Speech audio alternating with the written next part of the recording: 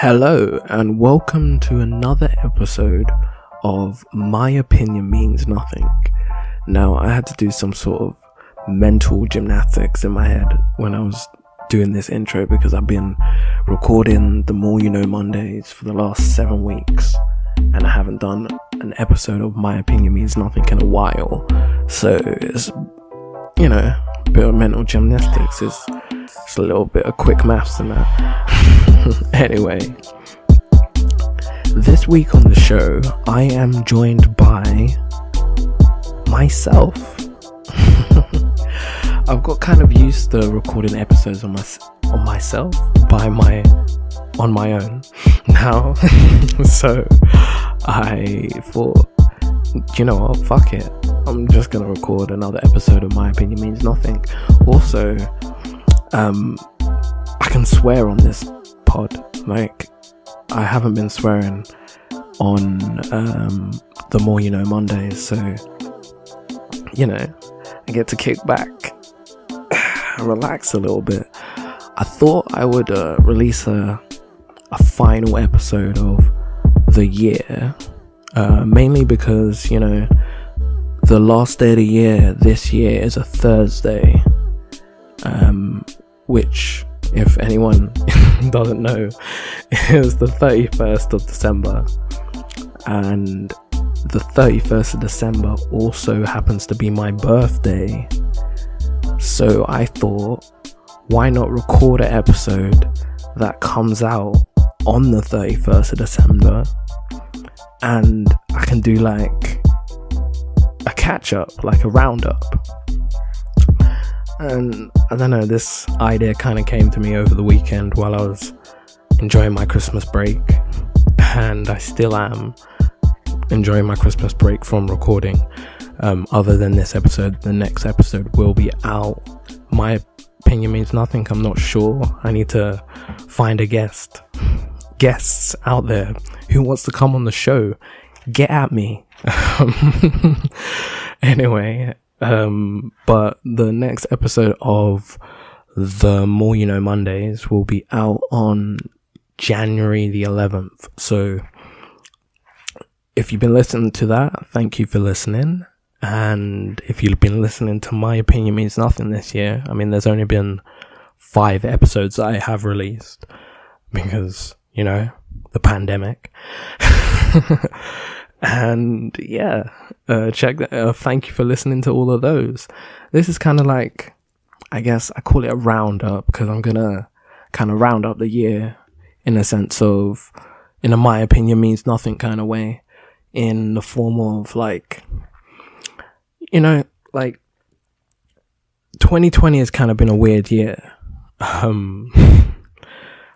And I don't even know if weird is the right words to call it. Strange. It's kind of an anomaly in all the years that I've lived. So, I mean, that's not really been, it's been interesting. It's been a lot about, for me, I guess, self-growth.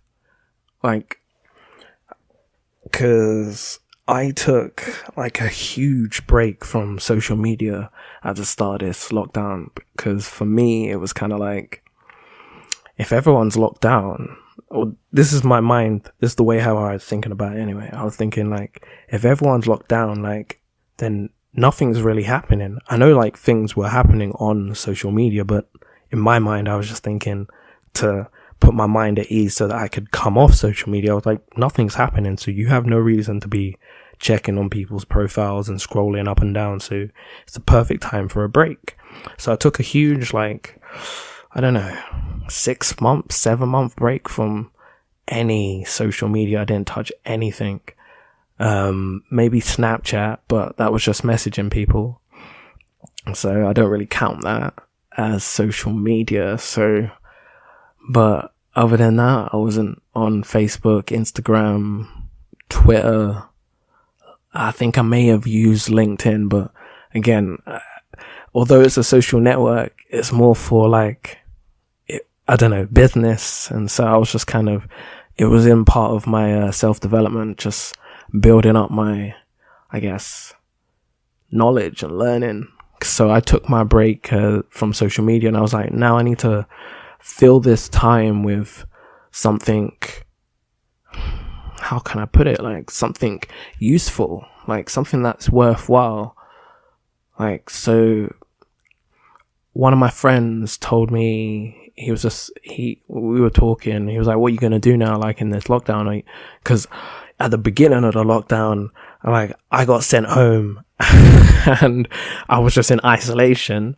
Like, nothing was wrong with me, but I worked for the NHS, and there wasn't like many people working because obviously everything was locked down, and they never had the correct PPE at that time. So it was kind of a thing where there wasn't really anything. That they shut most of the clinics that were open, so like there was no reason for me to be in because there weren't many like people calling up or many people to be put onto the system. So I was sent home for like 2 weeks, and I didn't know if cause I don't work like as a permanent member of staff, so I don't get sick pay or anything like that. So I'm kind of like, you could call me a temporary worker for the hospital, but I work on bank. But that's what it's called anyway. So yeah, like I got sent home. I didn't know about, like, furlough wasn't going to touch me. I didn't know where my next, like, if I was going to get paid. I know I was going to get paid that week, but after that, I didn't work. So I was just at home, and then my boss must have called me like just before the end of the first week I was off. So maybe on the Thursday, or maybe it was towards the end of the second week, maybe, that I was off. And I was just, no, it's the first week that I was off. He called me on maybe the Thursday or the Friday, and he was just like, yo, like, you can probably like come in again, like not this week, but like next week. And I was like, oh, cool. And then he was like, oh, by the way, we've paid you for this week and last week. And so I was just like, oh, so I'm getting paid and I'm off. So that just made the rest of the time I was in isolation like so much better, because I was just like, all right, cool, I don't have to worry about where the money's coming from because I'm gonna get paid, so I could just chill and enjoy my time just chilling before I have to go back. So yeah, once I went back, I don't know if you're following this story, because I get told, like, I tell stories all over the place, and I've obviously just done it now because I jump into asides and then I jump back into the story. But anyway, if you're on the level, continue. Anyway, so my mate must have told me about web development, and he was like, I think you would be good at it. And I was like, all right, cool, man, I'll look into it. So I looked into it, started looking into it, like a couple of courses, took a few courses on it, like on like coding and HTML and CSS, JavaScript, and I proper delved into the area, and I was like, yo, I actually like this. This is really fun and interesting. So I've been doing that, and that's been fun and interesting. I've got like some cool ideas coming. I can't even share it because, like, not right now, but there's stuff coming that I've been working on that I'm excited about.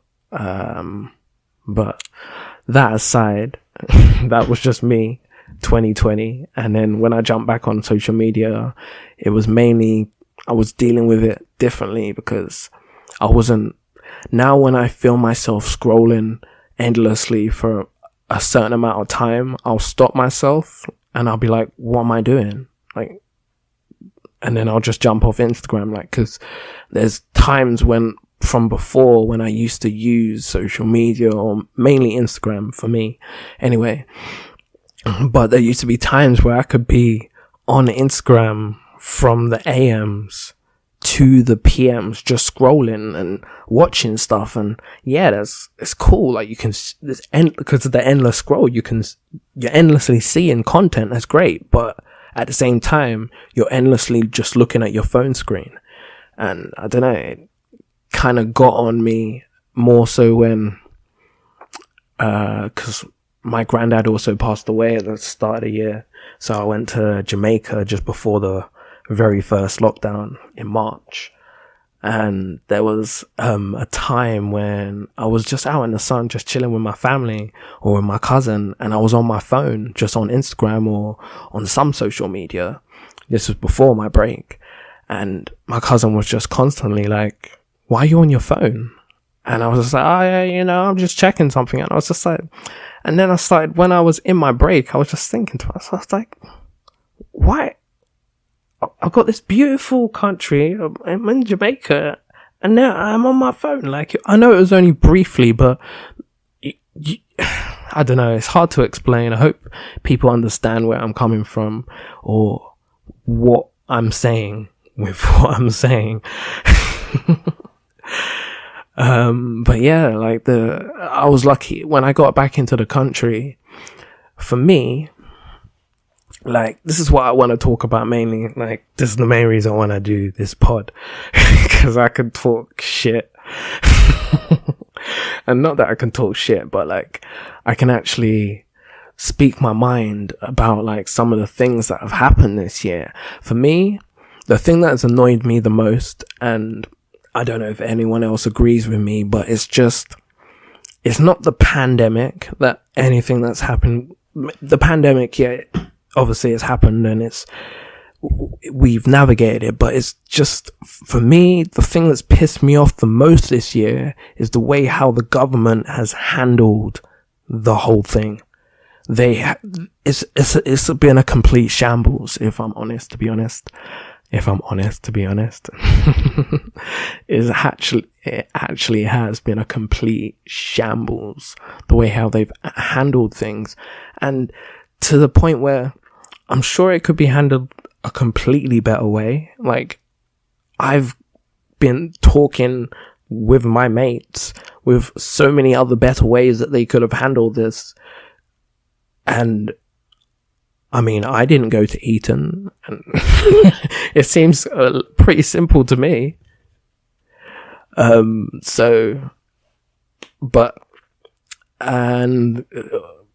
What can I say? The government will handle things the way they handle it, but I don't agree with it. Like, why were they so slow? Why am I hearing about like people, like, I got a friend who's in Jamaica at the moment, and he said they have curfews and things like that. Why don't we have a curfew on our lockdown? It feels like, I don't know, man.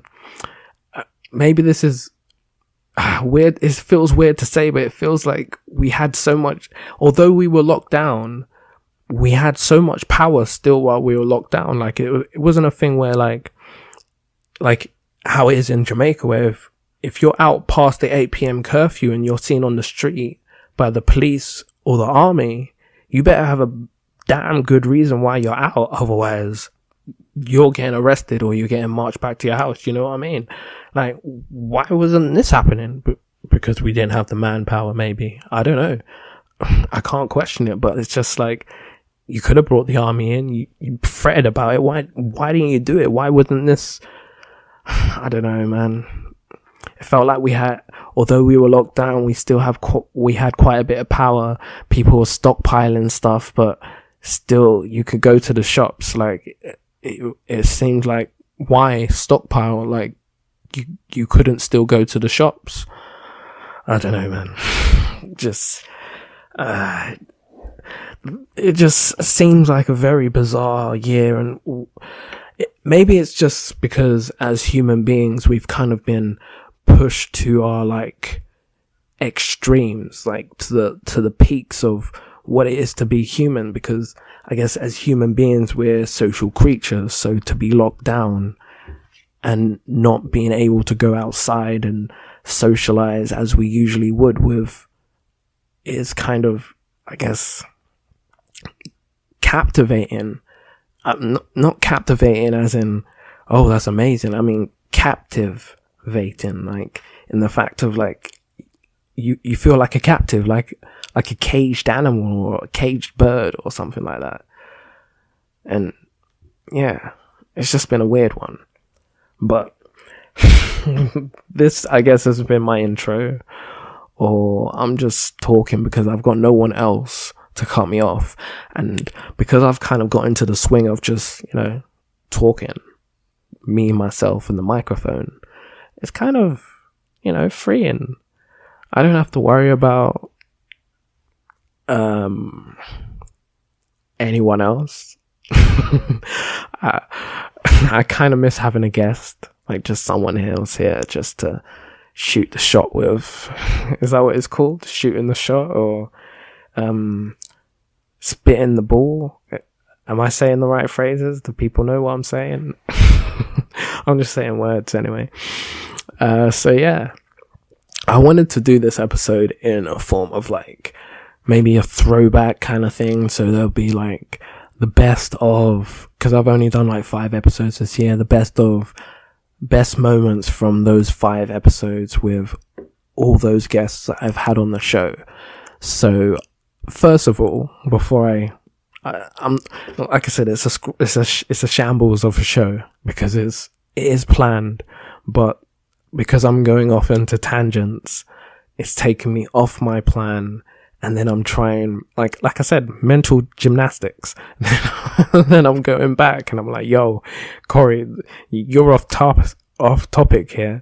You need to get back on session. And then I'm like, yo, yeah, all right, cool. This is what it's like when it's just me, man. Just me, myself, and I, and me and my thoughts, and trying to do these mental gymnastics while I was trying to stay on topic, and then also wanting to, like, tell stories. So yeah, I want to thank the 5 guests I have had on the show this year, who include Split Mind Poet, the guy with the purple tie, Tree with Roots, and Becksy Becks. So I would like to thank all those guests for coming on the show. It was like earlier on in the year. So this was like January and February when I spoke to these people, these fantastic guests of mine. So I would like to, don't worry, I was just clearing my throat. It's not the Rona. I've always wanted to use that joke. It probably was terrible. Anyway, I would really like to thank those guests for coming on the show. Cause this was like pre-COVID. So this was when, like, it was probably happening in China, but the Western world was just, we were just like, well, it's happening over there, but Boris said, like, don't worry about it, so we're not gonna worry, innit? Yeah. Well, not that Boris said not worry. It was like, it wasn't really being reported over here as if it was a problem, or as if it was something that we should worry about, until we had our first case, that is. But yeah, so I have lost my train of thought, and usually I would, like, because I've been so edited on the More Mondays, I've just not been able to just talk, not that I haven't been able to just talk, I just talk every week, or for the last 7 weeks. But what I mean is that I haven't been able to just no filter talk. Yeah, I guess that's the better way. Anyway, back on topic again. We were thanking the co-hosts I've had previously on this show this year. And also I would like to thank another really special guest. He doesn't even know that I'm going to give him this award right now. and he's like kind of a new but old host. Like, everyone knows him, but at the same time, like, he has a new show. I don't know if I've mentioned it a couple of times on the show. This show, which I'm currently speaking about or speaking on, but I'm speaking about another show. Sorry, I can't do this. I'm speaking about another show, and yeah, I've lost it now. This host is myself, obviously, because, you know, I told you at the top of the show. I think I told you. It was like 20 minutes ago, so I'm sure I told you that today, the 31st of December, is my birthday. So I'm gonna big up myself, because it's my birthday, and I can big up myself if I want to. Fuck it, I can big up myself any day of the week if I feel like it, because I love myself and I am beautiful. And that's it. I big up myself because if there was no one else around, that I need to know that I can motivate myself, and that's why. But anyway, let's get on to the actual show, because this whole, like, the first part has been a ramble. There's been other stuff in there. I mean, useful stuff, like gems of information, obviously. So you should, like, if you haven't already, get a notebook out and then rewind the episode, because it's only 20 minutes. So, like, it's calm, it's cool, innit? So just rewind the episode now with your notebook out, and just when you're listening, just any nuggets of, like, knowledge that you find, just note it down. So I'm just taking a piss. I haven't had a chance to do this on a podcast in a very long time, so I'm just having fun. But anyway, 2020 has been a weird year, or strange. And yesterday I was watching this fantastic, let's call it a mockumentary, because it was like a comedy documentary that was that was called Death to 2020, and I thought it was dope. I thought it was spot on. Like that, when I watched that mockumentary, it was just like, yeah, because like before I actually recorded this episode, or actually put the motion into actually recording it, or put the idea into motion, put the motion into actually recording it, put the idea into motion so I could actually record this, I wasn't sure about doing it. And then I watched the mockumentary and I was like, yeah, I'm definitely going to do it. Cause I got to the end and they were like, yeah, we're going to do this again next year. And I was like, yeah, that's a good idea. Roundup. I should do that. So that was quite inspiring for me.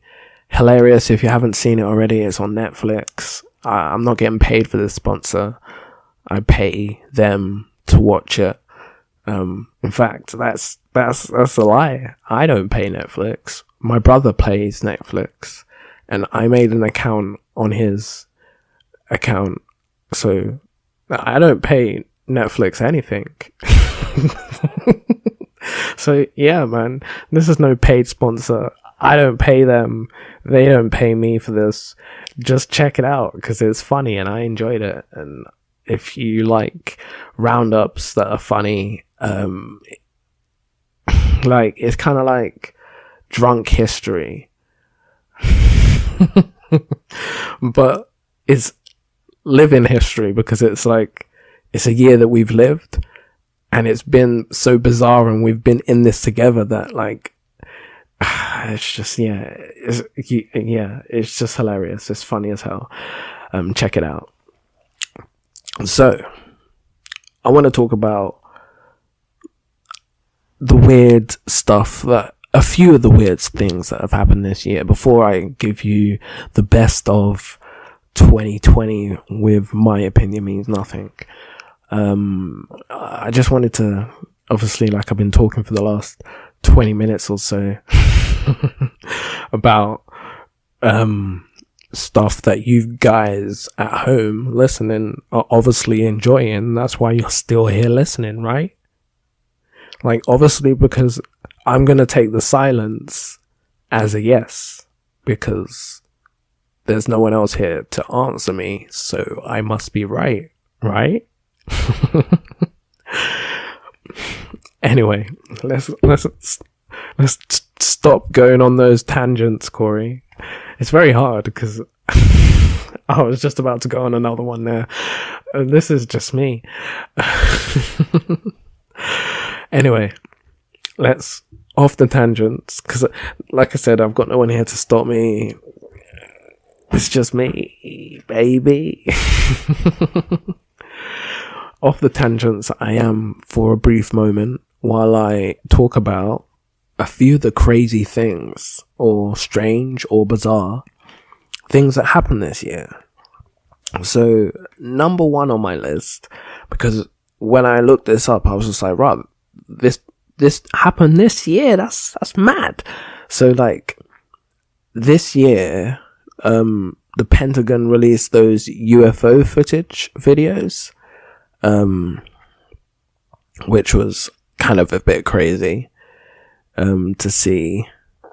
So they're throwing that strange thing into the mix again. It's kind of starting this. I think maybe this was in July, so it's not like I'm doing this in order or anything. It's just interesting things. But yeah, it's kind of weird to think that with the strange, weird year we've had anyway, now, like, the Pentagon has released these UFO video snapshots, and it kind of makes us all think, like, we've always wondered if there's anything else out there, but at the same time, it's not that far-fetched, you know? To believe that human beings are the most intelligent life forms in the entire universe is kind of a stretch for me. So there better be something else out there. Otherwise, maybe there's no hope for us to turn into the Star Wars one day. Because that's why I invested in... what was it? Who's got their own? Virgin Galactic. Which is kind of another thing that I did a lot of this year. Investing.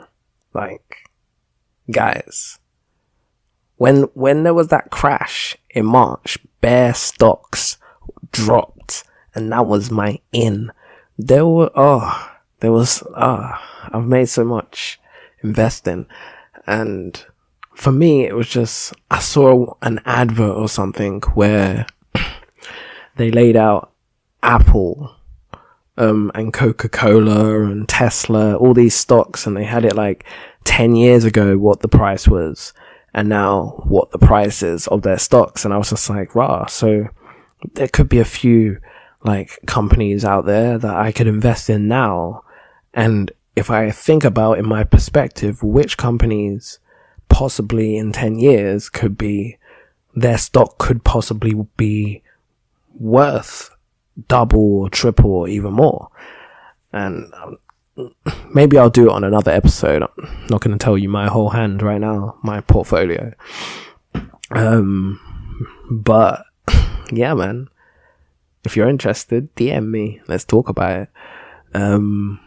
But we've gone off on a tangent again, Kory.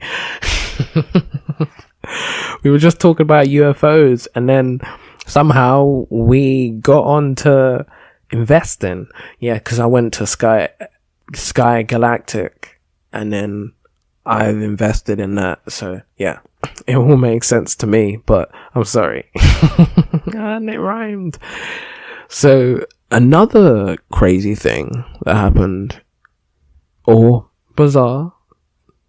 No. This is definitely crazy. Now, I'm definitely not doing this in order. It's just, I've just looked at a meme. This isn't even a video, so I can't even show you guys. But basically, who remembers good old Tiger King? Now, yeah, crazy thought, but the documentary of Tiger King came out this year. Like, it was during lockdown. Like, or during, I don't know, was it summer when it came out? And yeah, it was this year. Oh, that's bizarre to think about. I watched because that's something that they went on the mockumentary. Like, I have watched so much Netflix this year. I feel like I have completed Netflix. Like, I didn't watch Netflix this much before lockdown. That's probably why Netflix stock is like, was it $500 a share at the moment? It's like Netflix stock is like, from what I'm looking at, it's like worth more than Apple stock at this moment. Like, it's mad. Anyway, but yeah, I've watched so much Netflix that I feel like I have definitely completed Netflix. Like, I watched Tiger King. Tiger King, I don't even know. Like, it's because now I've said it. My memory is just like working overtime. It's like Tiger King. Let's go for the archives. Tiger King. But how can you forget Tiger King and good old Joe Exotic and Carol Baskin? Oh gosh, that was this year. Oh my days, that was actually this year. Man, oh my days, that was this year, guys. That's crazy.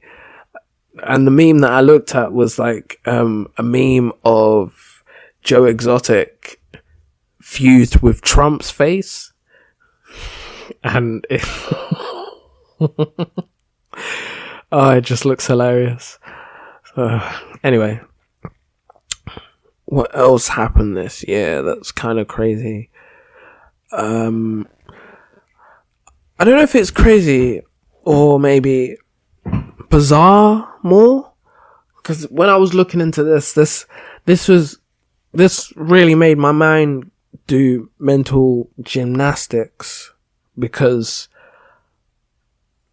Elon Musk and Grimes baffled everyone this year when they named their first child XAE12. Like, it's like a A with the E coming off the line, the second line of the sorry, I think I said it's an A coming off the second line of the A. So it's an E coming off the second leg of the A. That's how it's spelt. So when on later investigation on the name, because I wanted to know how to pronounce it, and I did get the pronunciation, but I need to re-find it because I was looking this up I think today at work. But what day will you know? What day at work? When did I record this? Who knows what day it is? But what you do know is that you're listening to this on the 31st of December. So I could have recorded this on the 31st of December, in the AMs, and then just uploaded it, gassed on my birthday. And And then boom, like you man got an episode like out of the blue. Surprise, baby. You weren't expecting this. Like I said, on another tangent. But back to the name that baffled the world. It baffles me even more because there's a number in the name. So it kind of makes me think that, you know, Elon Musk, he created, what did he create? Like, isn't he the mastermind behind PayPal and Tesla? Definitely Tesla. So I don't know. It just feels like if Elon Musk is naming his child like this, like what does he know about the future and human names? Like, are we going to start changing human names now? Like, I'm not taking the mick out of the name or anything. It's just, it's different. So, like I said, look it up, because like mental gymnastics is what I might call this episode. 2020 mental gymnastics. Yes, that's the title, mental gymnastics, because oh my days. Like I said, XAEA12, and unfortunately in the state of California, the law, it's outlawed for people to have names with numbers in it. So instead of 12, they've changed the end part to XII, as in Roman numerals for 12, which is pretty cool. So the name is pronounced XAE12. So yeah, I mean, it's a little different, but it's kind of cool at the same time, I guess, because it's a name that's not conforming to everyone's standard of what a name is. So, although it's bizarre to people looking at it, like reading it, at the same time, they've done something different, which is cool.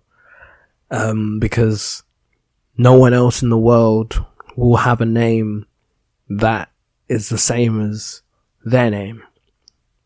Although, like, this might inspire other people to come up with other different spellings and names, which then could evolve what we see to be a name. It could be anything, because it just depends on what your parents call you.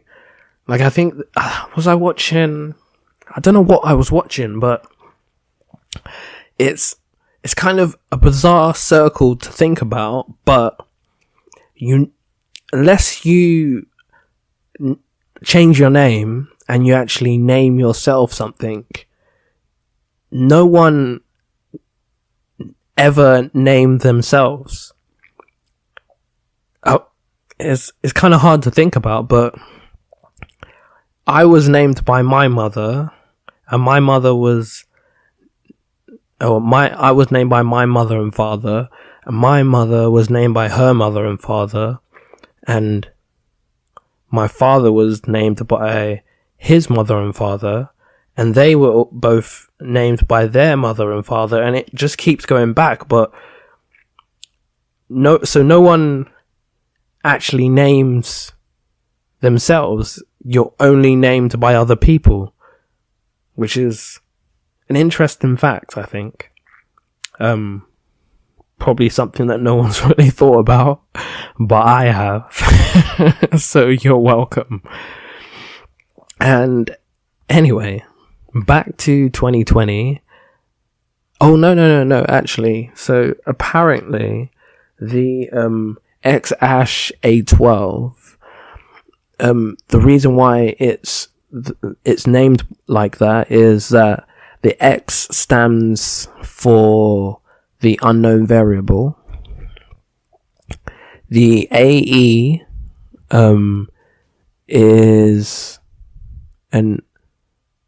basically the mother's elven spelling of AI, which stands for love or artificial intelligence.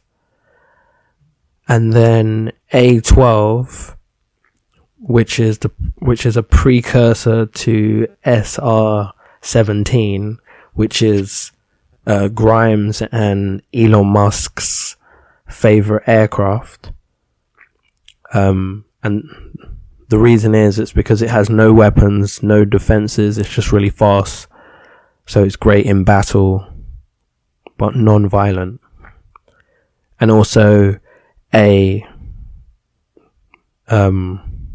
because the Archangel, Archangel, my favorite song. Oh, so Archangel is Grimes' favorite song. I'm not sure who Archangel is by. Oh, sorry, it's by Metal Rat, I think. Yeah, Archangel is by Metal Rat. So that's her favorite song. So that's why the name is X-A12.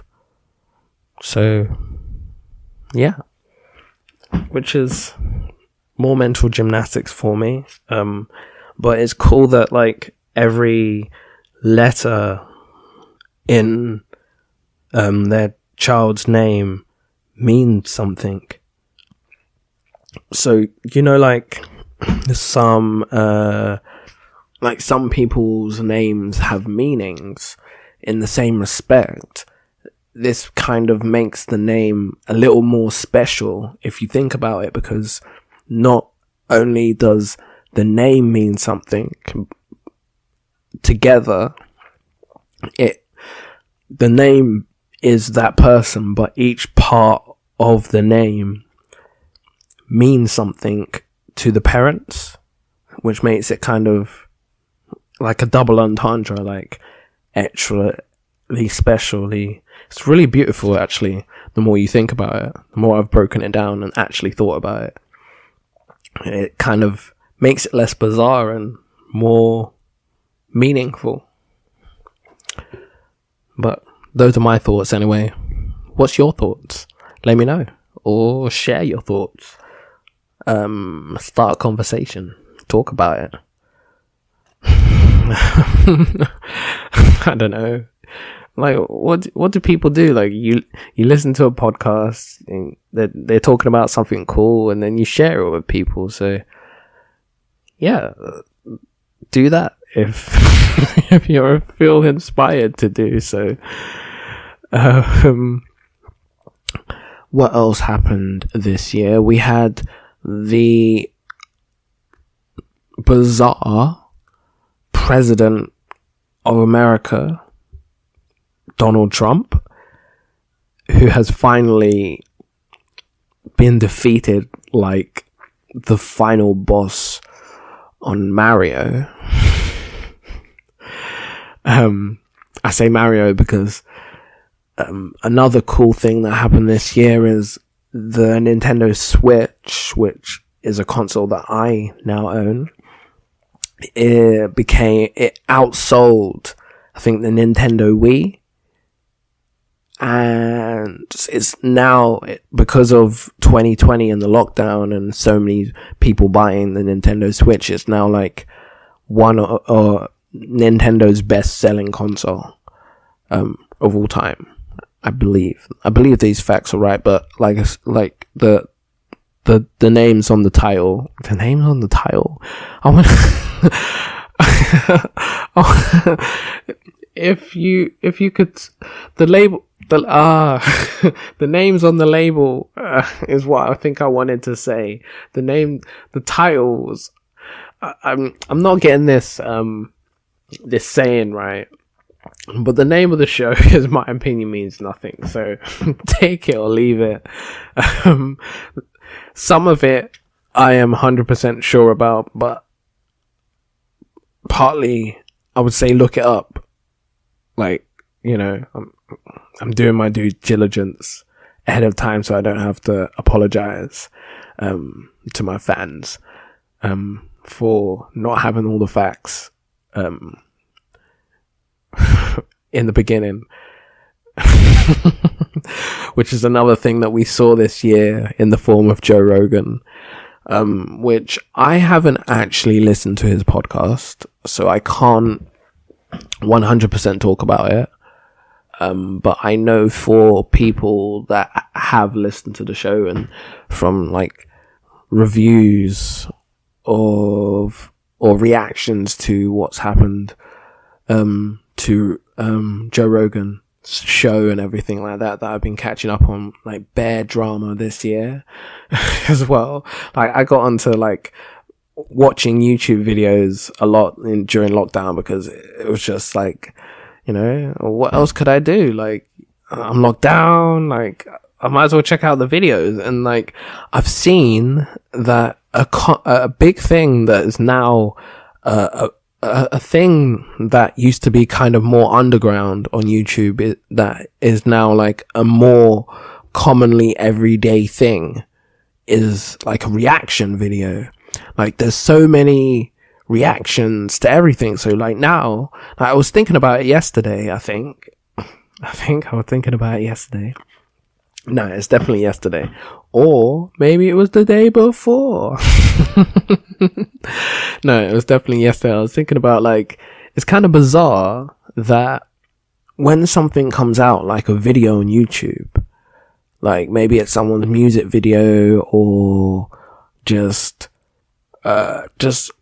any video nowadays. It could be anything, Dr. Phil or I don't know. Like, what else has been reacted to? Like, what's that? I can't think of the name of the show where Big Ed came from. But like, if you know, 50 Day Fiance or some show like that. TLC is a big channel that a lot of people review shows on, because it's funny.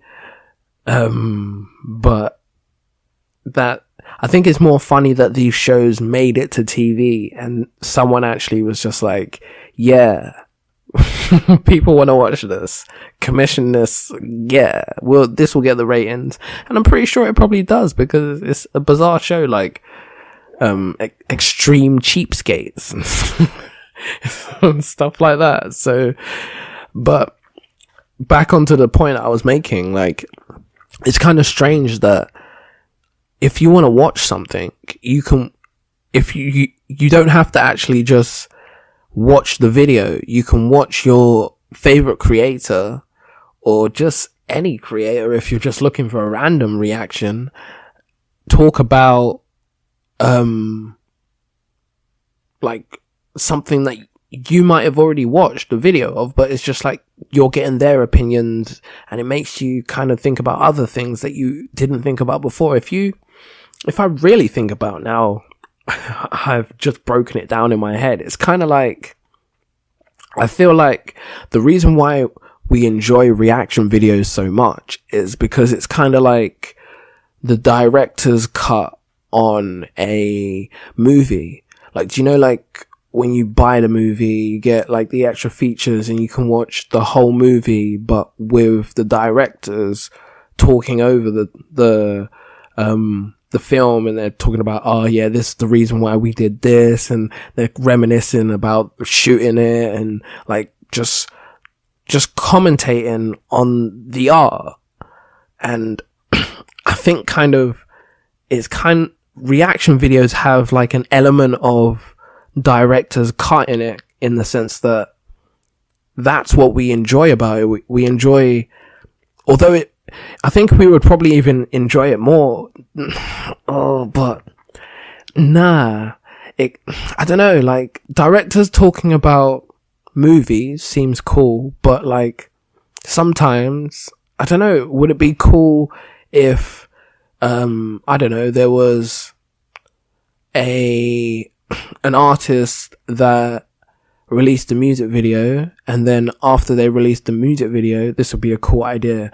Like, someone can steal this. I'm just putting this out into the ether. Don't steal it, but you could steal this idea. It's a dope idea if you're an artist, like, just to blow up your song, like, even more, because reaction videos are blowing right now. So you could release a song and then go and find a reaction channel, or even create your own reaction channel and just have a different person with you when you react to your own music. So you'll get, because I think I watched this on someone's channel. I can't think of the guy's channel, but he had Dax on his reaction channel, and he was reacting to Dax's song. And it was kind of this interesting dynamic that you got, where you got the outside reaction of the first time of watching this video with the kind of the artistic reasoning behind why things were happening. And then also his own reactions to, I don't know, just watching the video with someone else maybe, or even just from that kind of perspective after hearing another outside opinion. So it's kind of an interesting perspective that you can kind of get on the reaction of your own content. So in that perspective, as an artist, you could have your own video, and then go round and review your own content with someone else, so you get the balanced review plus the extra director's cut kind of angle of the reaction, which kind of adds a different dynamic to it. So I mean, if you're an artist and you want to take it. It's a cool idea, I think. But if you don't think it's a cool idea, I'll just use it for myself. I'm gonna use it anyway. But yeah, let's move on. So apparently this year a star went missing. Now, it's kind of a star going missing. It seems kind of bizarre for me to think about. Again, mental gymnastics. What do you mean a star went missing? How do they know? But like, obviously the scientists, and they've got telescopes, and they're obviously watching the sky, and they'll obviously notice if a star went missing. Things don't usually things that go into outer space don't usually vanish without a trace. But funnily enough, this is actually what happened with this star. So the star that they are talking about, now I understand why. I was just scrolling down. I hadn't actually come up to this one before. So it was kind of, I was like, the title just said a star went missing. I was like, a star went missing. So I gave it a quick read, and I was just like, oh, that makes sense why they noticed. So basically this star was 2.5 million times brighter than the sun. So if that went missing, that's kind of noticeable. And this blue star, that was also known as a luminous blue variable, was in the Kinman dwarf galaxy, which is which is about 75 million light years away from Earth. And I still, even though I watched a documentary on space, I think at the start of this, no, it was definitely the start of this year, it was on Disney Plus. So Disney Plus came out this year. Yo, so many things have happened this year that I'm just like reliving when I'm going over facts. But anyway, I watched this documentary on Disney Plus with Neil DePatrick Harris. No, that's no. that's not the right, but I just said a fusion of I can't even, Neil Patrick Harris. No, I think that's the only name I just said, Neil Patrick Harris. That's not the person I'm talking about. Or the person I want to be talking about is rather what I should be saying. It's Neil Patrick Harris is Barney from How I Met Your Mother. And the person I was fishing for in my brain is Neil deGrasse Tyson, who is the science guy and the black science guy. And he has a documentary, which again, like the other documentary or mockumentary rather that I recommended, that I think you should check it out. It's called Cosmos, A Space-Time Odyssey, and it's with Neil deGrasse Tyson, and it's kind of like, it takes you on like the timeline of space, really, and it kind of goes through everything really well, and it's really, there's animations, there's kind of sketches as well, like from a few like famous comedians and actors. So like it adds to the learning. It makes the learning experience kind of fun, so it helps you retain the information better. Well, I think when learning is fun, it helps you retain information better, because it was fun learning it, and it blew my mind at the same time as I was learning things, and I was like, whoa, this is crazy, I didn't know this. And it just really made me think about space, and then also not just space, but then my place in I guess existence. And wow, that seems like such a I guess a big retrospective question or thought, or introspective, even retrospective. What the hell is retrospective? Introspective thought about just myself, I guess. But it does make you think, the space that you fill up compared to everything else that's out there. And we see it as so far away, and we see it as tiny, but in reality, we're tiny and it's huge. So, I mean, that to me just blows my mind. But anyway, the luminous blue variable, which is in the Kinman dwarf galaxy, and like I said, 75 million light years away from Earth. So they've been checking on it, the scientists out there, and it began to be observed by astronomers. It's not scientists, astronomers who look into space and figure out the wonders. Astronomers. Oh, that rhymed. Astronomers figure out the wonders of space. So anyway, the astronomers began observing this star, this blue star that was 2.5 million times brighter than the sun, between 2001 and 2011. But now it's not there anymore. So it just vanished.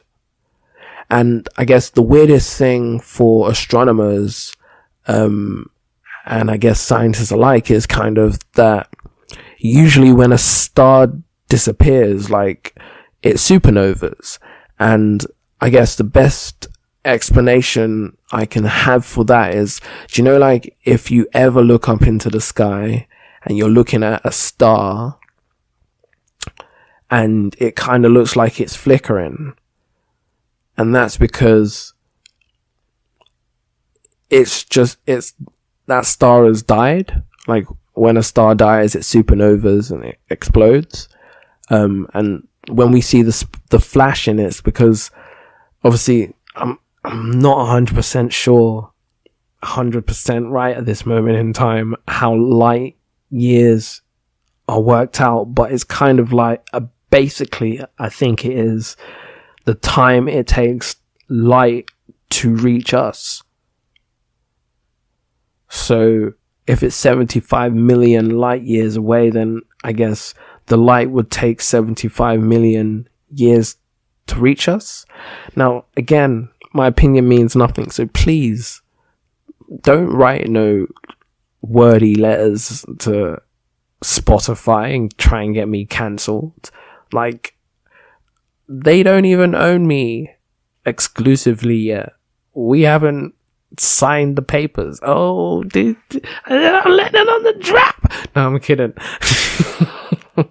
I ain't got no contract with Spotify.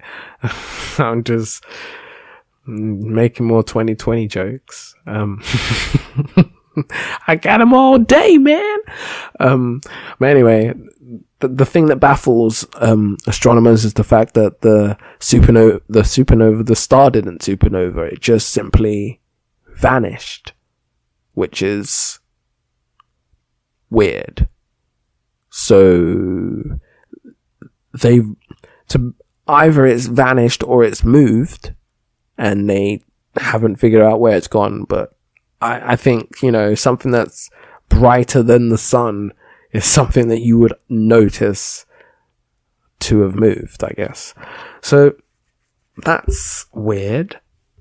I thought I would do like different things, like instead of like just talking about all the crazy bizarre things that happened this year, I'll just talk about a few of them, because there's so many. Oh, so the last nugget from 2020, and I mean, this hasn't been a full roundup of the year. For the full roundup, like I said, I mentioned it maybe earlier on. I'm not going to say the minute because I can't tell you right now.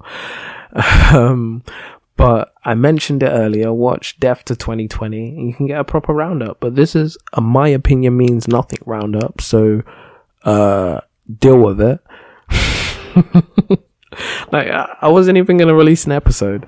And then you got one. So lucky you. Lucky me. Anyway, before we get into my best of 2020 episode, 2020 episodes of My Opinion Means Nothing, I just want to talk about this last bizarre fact of that happened this year. Brexit. It was finalized this year. And I mean, finalized as in it's definitely happening. Like, no going back now, guys. But not finalized with a deal. I mean, I think maybe now we may have a deal with the EU, but I'm not sure what the deal is, if it's been announced yet. Possibly it has. I just haven't looked into it, because I just don't want to get stressed out before the end of the year. I'll do it. That's a 2021 problem. But yeah, another fun fact about 2020 is that I'm not sure how many people know about this, but there was actually meant to be a general election this year. Like, so usually when we have a general election, it's the same year that America have their election. Now, America had their election. Joe Biden is now the president of America, thank God. Trump is out, but we've still got this bumbling buffoon known as Boris Johnson, and his government. I want to call them a band of merry men, but who men and women rather, who are the government, and they just don't know what they're doing. We need a change. Like, where's our? When we haven't had this national election, national. I sound like a record player. National, general, like I've skipped or something. National, general, national. We haven't had a general election yet. And we were meant to have one this year, but I guess because of everything that was happening with the pandemic, they've pushed it to 2021. So we will have a general election next year. But I want rid of Bojo. I'm done with him, man. He's dead. Like he's like, I mean, dead as in terrible, not like I'm going to track him down or anything. Not that I should have needed to clear that up, but slang, you know. Oh, I said no filter, slang-a-lang. So yeah, we need a change in the Houses of Commons. I would like to see a Labour government, or maybe an alternative party if there's anyone who's got better ideas. We just need a change, you know. Conservative are running this ground into the dirt. Yeah. And that's why I'll leave it there before we go into the good vibes of the catch-up and the throwback. Throwback. Of the best of 2020 of My Opinion Means Nothing. So if you are still with us, are you still with us? If you are still with us, then thank you for listening so far. And without further ado, I will roll on with the clips. I haven't really decided how I'm going to do this. I'm not going to introduce anyone's segment. It's just going to roll into parts. So it's just going to be like random dividendums. Is that a word? And you'll see when you're listening. It won't feel like, because I'm talking to you like you're gonna see my editing process. No, I'm just gonna edit it. But yeah, next up there'll be my best of 2020 from My Opinion Means Nothing. And I know I mentioned this before, but I would like to formally thank again Split Mind Poet, the guy with the purple tie, Tree with Roots, and Becksy Becks. Thank you very much for coming on the show this year. And I hope you come back and catch us up with what else you've been up to. I know like 2020 was kind of a blip, but I mean, people still did stuff. Like there was times when we weren't in lockdown. I didn't really go out much, but I mean, some people did. So yeah, let's catch up, find out what you did, and just talk more. And I've got nothing. Yeah, I'm literally out of words. You're welcome. Let's get on with the best of. Thank you for listening so far and dealing with my random conversation that mostly I guess I've had with myself. Well, I've been talking to you guys at home through this microphone, but it feels like there's definitely been parts where I've possibly been talking to myself. But like I said, to you guys with the microphone. So I'm not talking to myself, but I am. I don't know. It's hard to explain. But I feel like I'm, do you know, like, someone's lying and they just keep digging in that hole. I'm not lying, but I feel like I'm digging this hole. So yeah. Thank you for listening, everyone at home, and thank you, my guests this year. Let's get into the best of. Let's go, shorty. It's your birthday. Oh, it's coming up, don't worry. It's coming up. It is coming up. I like 2 days apart. We're 2 days apart, aren't we? I'm 27, you're 20. No, I'm 31. So 31. It's like what? 4 days? 4 days apart. 4 Damn, days that's apart. not bad, That's not bad. It's all mad. You're back in the country on my birthday, I remember that. So that's good. We're welcome. Make sure you text me. Don't forget to text me. I can't forget. I might be on a plane or something. Yeah, no, that's cool. If I don't get a call, I get it. I'll be like, if he texts me, I'll be like, I'm blessed. I'll try. I'm blessed. I got one just off the plane. That speaks volumes for me. Transitioning from Trump to Boris. Gosh. But speaking of traveling, yes. I have this article that I found on Monday. Go for it. About Apple Express Transit, which has just arrived to London, which is going to speed up commuters' travel for when they use their Apple Pay on London transport. And I thought it was cool only because the fact of Apple have worked with TfL to make some sort of technology that kind of speeds up the whole process. So they've got this whole thing called Apple Express. Is it just available for Apple products? It's just for Apple products. Yeah. So it's called Apple Express, and the feature basically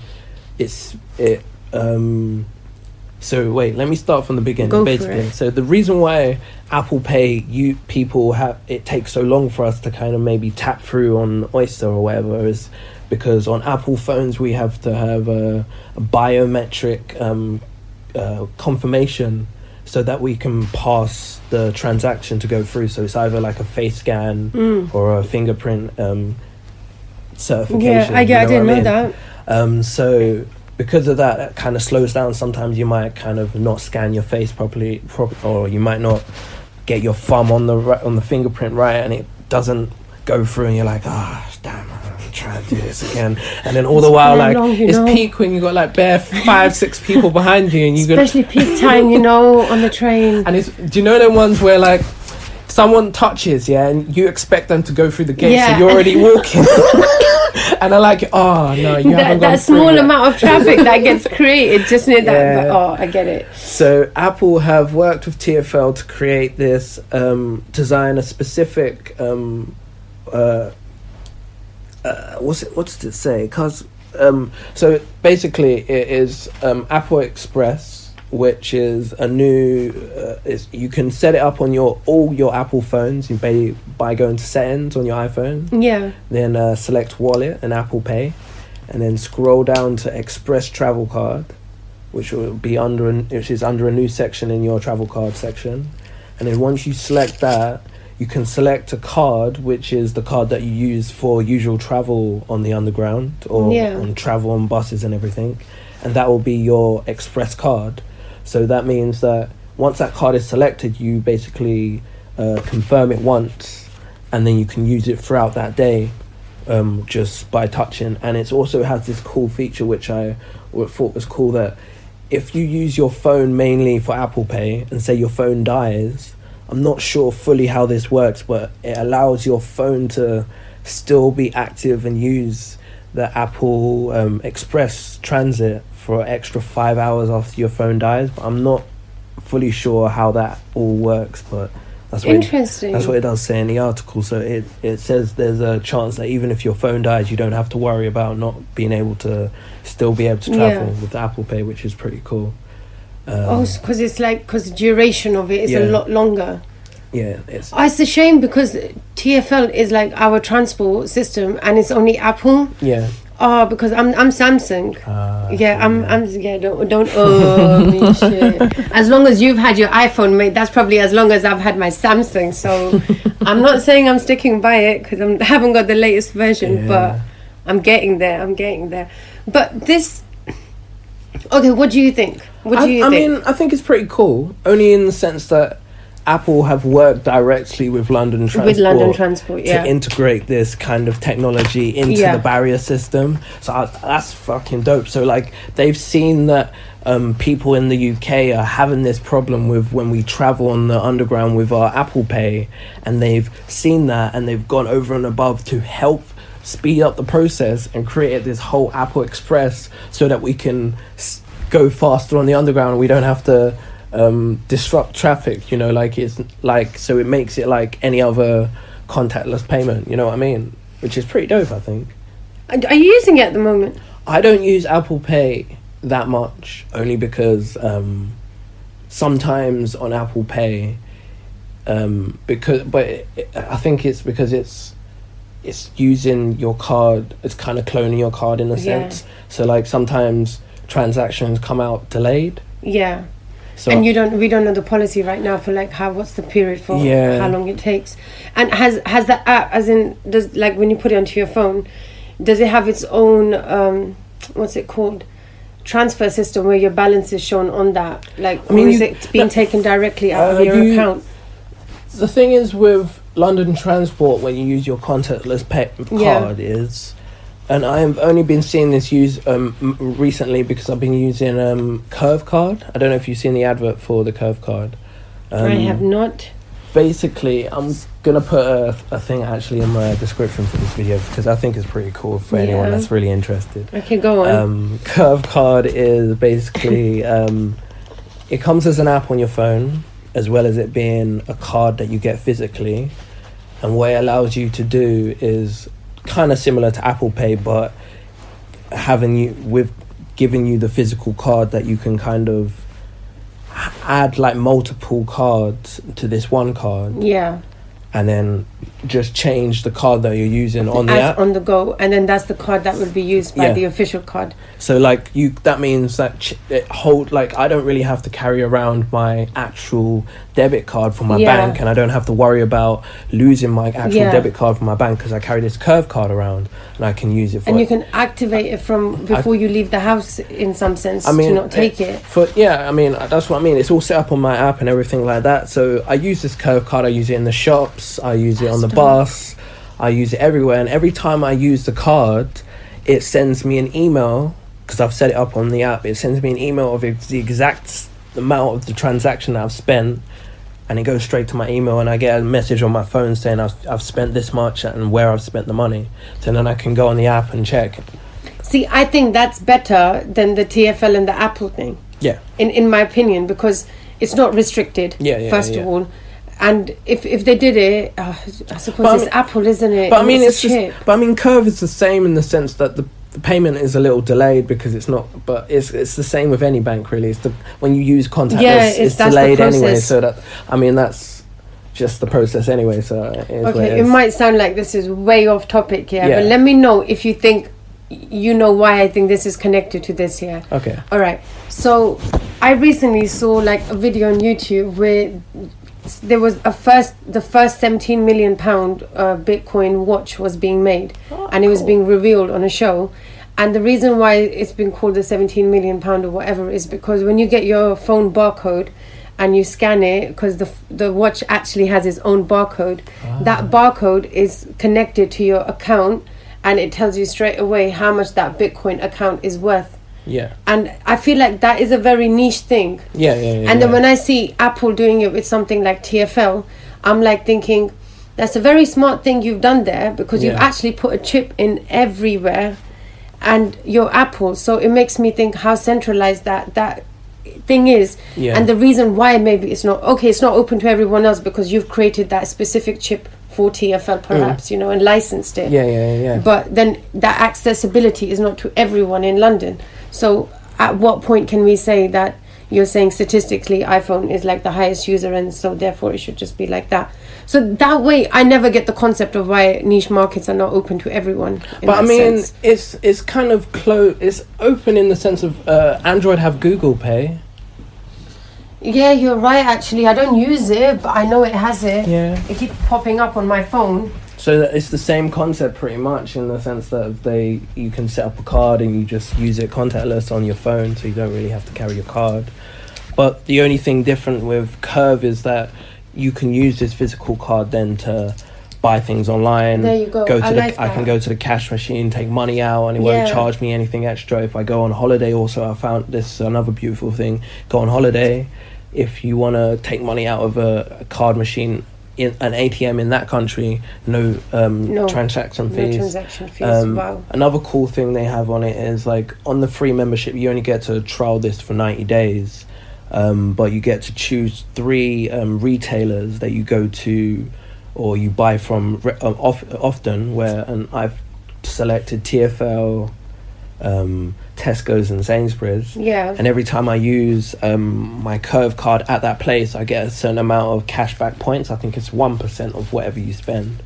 But then that comes back to you as cashback, actual cash that you can spend anywhere else you want. Yeah. All you have to do is change to the Curve cash card. Cash card. Okay, got it. Okay, but do we know who owns Curve? I don't know. I haven't really looked into that. I won't go into that one, yeah. But if it was that versus the Curve card, like any day, mate, like the Curve card, like nowadays, do you know, because nowadays if people walk past you at a specific distance and your phone, let's say if your card is just around your phone, they can actually swipe all your details. Yeah. And that's where this entire security thing started coming out anyway. So like one of the reasons. But I like it. Yeah. I like it. Yeah. I'd be more interested, if it was available to me, fam. I'd be like, you're onto something. Maybe, I don't know what they're doing for, I don't know if it's the same for Google Pay when you do your transaction. I don't know how it works. Neither do I. But I just know that for iPhone or I'm quite Apple old users. school, like my TV, like I'm so old school. Like I don't know why. I know once I lose an update of something, for example, when I lost my S10, or like I dropped my S10 in Camden Lock. That day, man. I was like, do you know what? Let's just stick to old school, traditional stuff. And I sometimes think, do you know what? I like to have that personal contact to know that this is my Oyster card. This is what I swipe.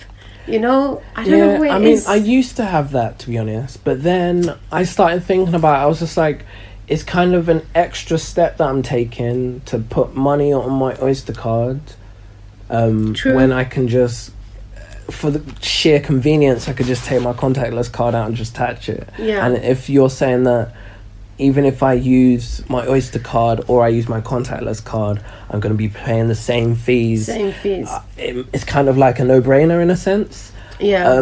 The only thing I did use my Oyster card for was when, or what I would use my Oyster card more for is the fact of, if I don't know if many people know this, but if you have a rail card, you can connect it to your Oyster card. Yeah, you can connect it. And you can get discount fares on the underground. Yeah. And bruv, let me tell you, that discount is live. It is live. I went from one time, I swear to God, like no lie, I went from Walthamstow all the way to Brixton for £1. Yeah.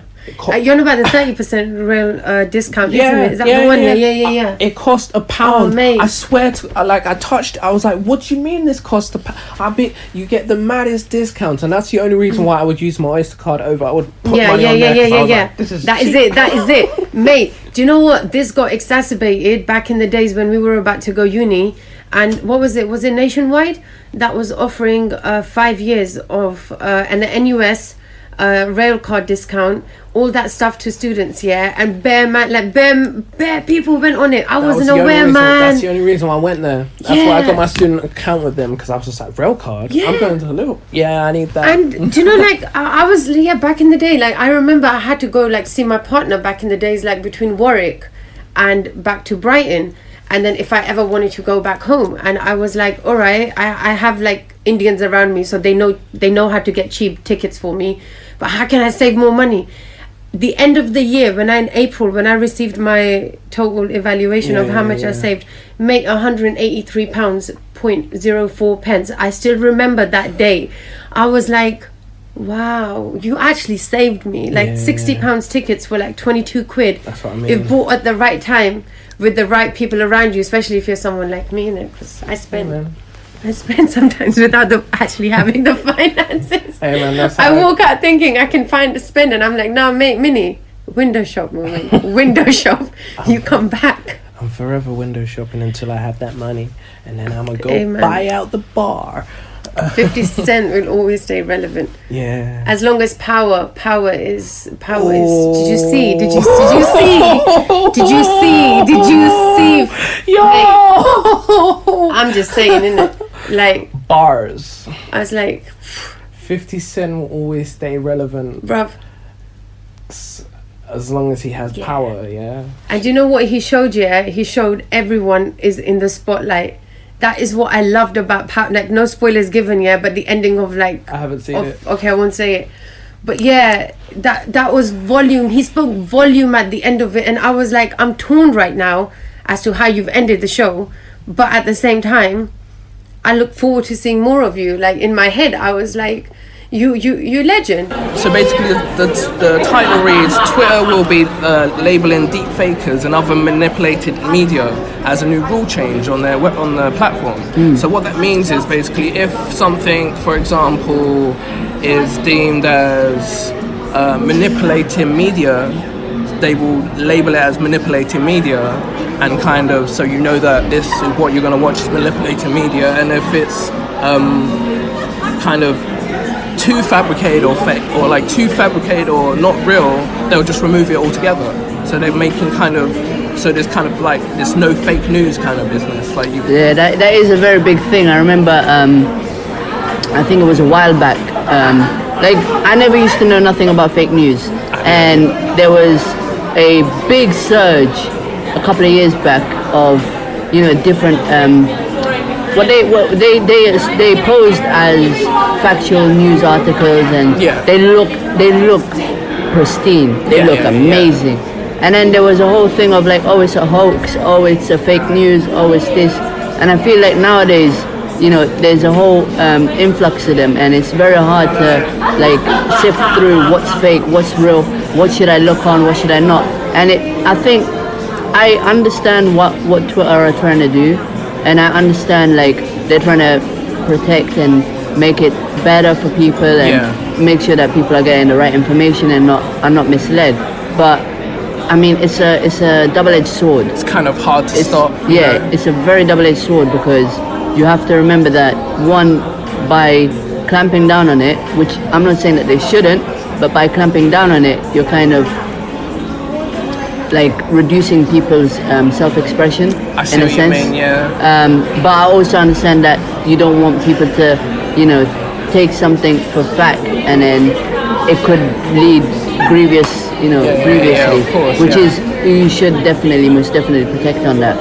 But I feel like there should be ways to like, I don't know, it's a very tricky one. Yeah. So basically they made this policy based on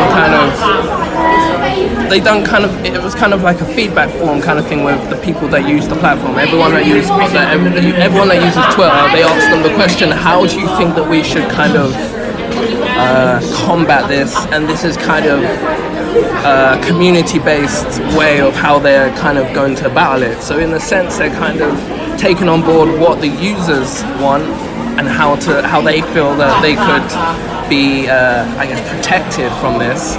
But like you said, it's taken away in a sense from freedom of speech, and that's kind of the reason why we use Twitter, or people use Twitter, because of that freedom to say whatever you want, no matter whether it's kind of good or bad. But I feel like I think it's a good thing that they're actually using information and things that they get from what people think, and I think that's definitely a very good thing that they're trying to do. But I also feel like a lot of people from hearing about, oh, there's fake news online, be careful what news you believe is fact and whatever. I think it's made because us as human beings, we can be very indecisive. Yeah. And the moment we hear something is fake news or there is such thing as fake news, we're then very what's the word I'm looking for? We're very kind of mistrusting of it. Yeah, we're very mistrusting, but then we're also very naive in the sense of like we then think, okay, everything on social media is now not to be taken for fact.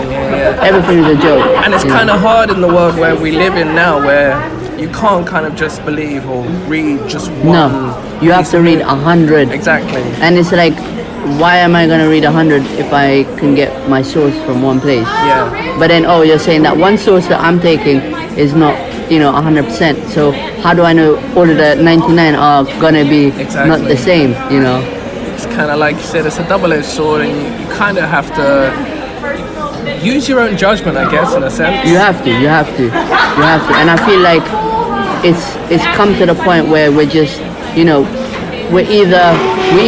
it's either two ways. It's either polar opposites of, one side you're either you're that one person who's reading 100 pages and 100 different sources to get, the right information, or you just don't do it at all, and you really are switched off from all world news and world facts and things like that. But I know people that only get their news from Twitter. Yeah, there are people that only get their news from Twitter. I think the first place I saw fake news as a problem was Facebook. Facebook was deemed as fake news platform. And then I jumped off Facebook. Yeah, and that's what happens. Tell the truth, the real reason I jumped on Facebook, was because my parents jumped on Facebook. And my parents were my mum was on Facebook before she was on Facebook, because do you know them ones where I posted a status or something, and then twos by the time I got home, I did it what this? So by the way, so and so said, I was like, but how did you? You're not even. When? Where? Who told you? It's fake news. Leave it alone. But no, my parents are not tech savvy. Yeah. Let me shorten that word because it's going to be a madness. Yeah, they're not tech savvy. You're lucky. And to be honest, I did mention it to them I said to my mom, I said, you should get Facebook because, so and so auntie has got this and that, and you could connect because she's all the way in Ethiopia and whatever. And then they were like, nah, I don't want it. And they're like, because their biggest fear with technology and stuff like Facebook and whatever is privacy. Now, in their mind, they think if I am your friend, your friends can see my friends, and my friends can see your friends, and you can see everything that they post. Pretty much, but even though I've explained to her 100 times, there are privacy settings, there are ways you can... No, but this person said this, so I believe this person. So there's a lot of fake news on social media, but then there's a lot of rumors spread by people, so it's kind of both ways. Back in the day on Facebook when it first started, when there were no privacy rules. That was mad. Them days were free for all. When they were still figuring things out. Them days, even your school could see what you're posting, and you'd be picked up at school and be like, you posted this, and I'm there like, wait, what? How do you know? It's true. How do you even know my Instagram and my Facebook? I need to change my name, But that's the other thing. A lot of people now as well are changing their name and doing all of this madness. Especially if you work in education, which I do. Sad enough. But even when we are first inducted, the first thing we know about is if you have Facebook, if you have social media, make sure it's not in your name. What? Because what happens, the kids will find you. Yeah, they will find you. But the other thing I'm still strong on, and even in that sense, is you still have privacy settings. Yes. So they will see you're on Facebook, but they don't see nothing apart from that. They can't add me. They cannot do nothing like that, But it is even what Twitter are doing, it is, I guess, a lot on safeguarding. Yes. And safeguarding us as people, and some people will hear the word safeguarding and think, it's only vulnerable people. But no, you have to be safeguarded as well. Everyone, because you cannot then go and take something that you thought was fact, and then our hearts break heavily. So if you take something as fact and then it's not fact, you're then like, so what is and what isn't? It's true. So the second thing on the tech news will have to be about Android. I only think this is cool. I don't know. Do you have an Android? I am. I'm an Android user. I used to be an Apple user. Okay, cool. But I defected. What made you defect before we continue this argument? This article, rather. How can I sum this up? You know what it is? Like I was very like an iPhone person. Yeah. And I had all the like the 6, the 4, all of this, whatever. And I guess one reason I only used it or had it was for the FaceTime feature, because other people had FaceTime and all of this. Which now with Skype, you don't need that. So it's like, get Skype. So then we can. But I feel like the reason why I did defect to Android is because I dropped both of my phones after their warranty and their insurance had expired, and they both broke massively. And then I was like, you know what? Let me try and go fix it in the Apple store. And they said to me, oh, do you have your insurance? I said, no. And they said, okay, cool, it's going to be $79. I said, nope, thank you, bye. I'll get an Android. It's cheaper to buy as well. I guess. And the thing for me is, like, if this Android phone, if, like, whatever it is, broke or dropped or got in water, whatever it is, quick rice bath and it's done. But I tried that with the Apple and it worked for a little bit. To be fair to them, it worked for a little bit, but it didn't last. So I mean, my iPhone is like splash proof for the moment. I mean, splash proof, but not waterproof. Not you yet. know, you could get a little water on it, it'll be fine. But dunk it in water, it's gone. But I mean, don't get me wrong, they all have good features. Yeah, of course. And it's very difficult nowadays to like differentiate between what's better, because they're all competing against each other. Like the latest iPhone and the latest Samsung have similarities. Well, I mean, Samsung do make the chips inside iPhones. Yeah. So, I mean, you could then call it an Android, but that's up for debate. I like people. Mm-hmm. No, I'm very sociable. Yeah. But talking to people gives me a headache. Okay. And dating has a lot of small talk. And I can't deal with small talk. I'd rather just like, okay, here's the itinerary. Let's skip all of the what do you do, what's your name, what's your age, just get past all of that and then just get into real conversation. Yeah. So like dating is a bit of a headache because you keep answering the same questions over and over again. I mean, I tried to go with big questions first of all. So like the one big question that I want to know from anyone is like what your passion in life is. Yeah. Because whatever you answer to me with that tells me everything I need to know about you as a person. If you tell me nothing, then there's no this date is nothing. There's no further conversation needs to happen. If you tell me like something interesting, then I know that you're thinking creatively. But there's some people that I've spoken to like, or I don't know, like some people like my passion in life is helping people, and I was like, oh, that's interesting, And then you find out what they do or what they're interested in. You see how it's kind of connected to that. So it kind of it gives you kind of more of a back leg of what you can talk about if you know what they're interested about. Yeah, that's actually very true. That's very true. I think like one of my big questions is like, what's your relationship like with your parents? As soon as you say that, it tells you they start like retracting into their childhood, and they'll be like, when I was 5 years old. Like it just opens up a whole story, and you're like, okay, cool. Never thought about that impact on my relationship, but so Kory, what's your relationship like with your mother? My relationship with my mother is challenging, like any relationship with any mother.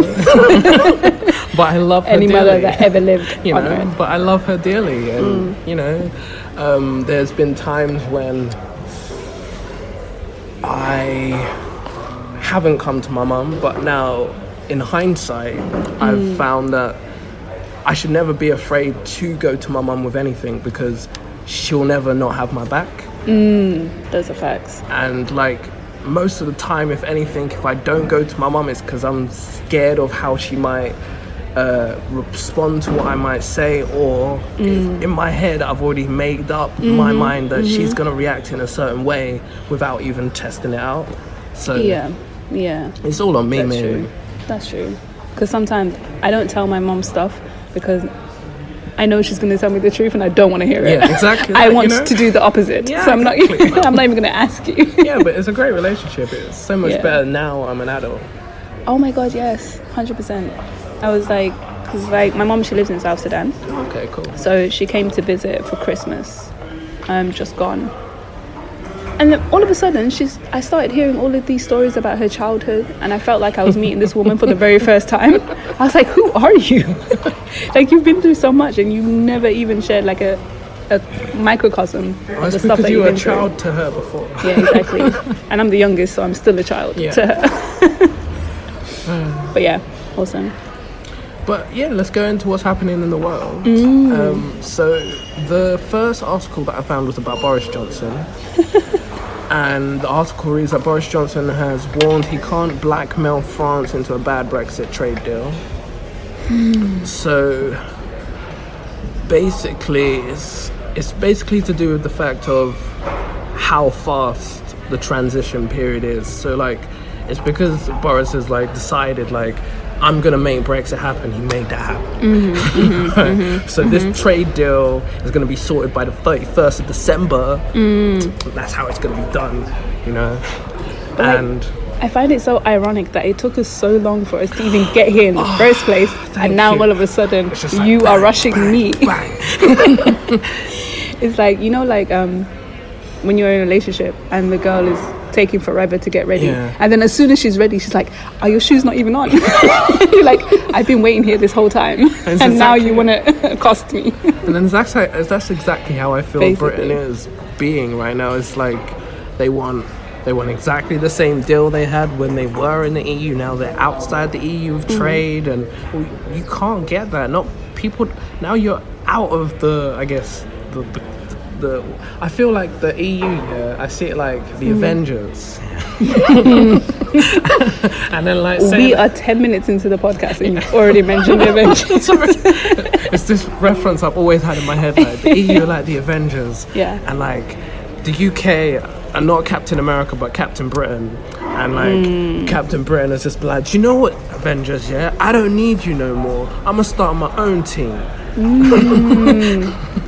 That's actually real. And then like the Avengers will be like, oh, okay, what, you think you're above the Avengers? Alright, cool, you go on and start your own team, that's fine.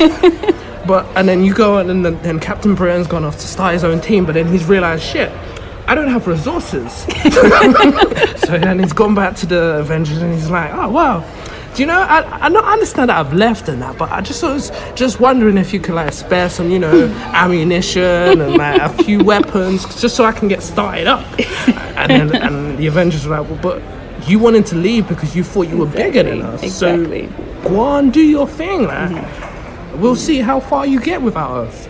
And it's interesting. Yeah, it speaks a lot about their preparation going into the whole thing in the first place. So it's like, were we even ready to leave the EU if you don't have any of these systems in place? That's what I mean. Why wasn't these things the things that you guys were thinking about while we were in this like period of 5, 6 or 4 or 5 years where no one knew if it was happening or not? Why were you not just having these hard questions? Have you seen Fury WD? He has just released a new I guess short film TV series, and it's called The Hood House of Parliament. No. Yeah. So I think I was watching the first episode today. That's why it's popped into my mind, and it's kind of what they've done is kind of the tagline reads, imagine the government wasn't run by the wealthy upper class and the inner cities were making the rules.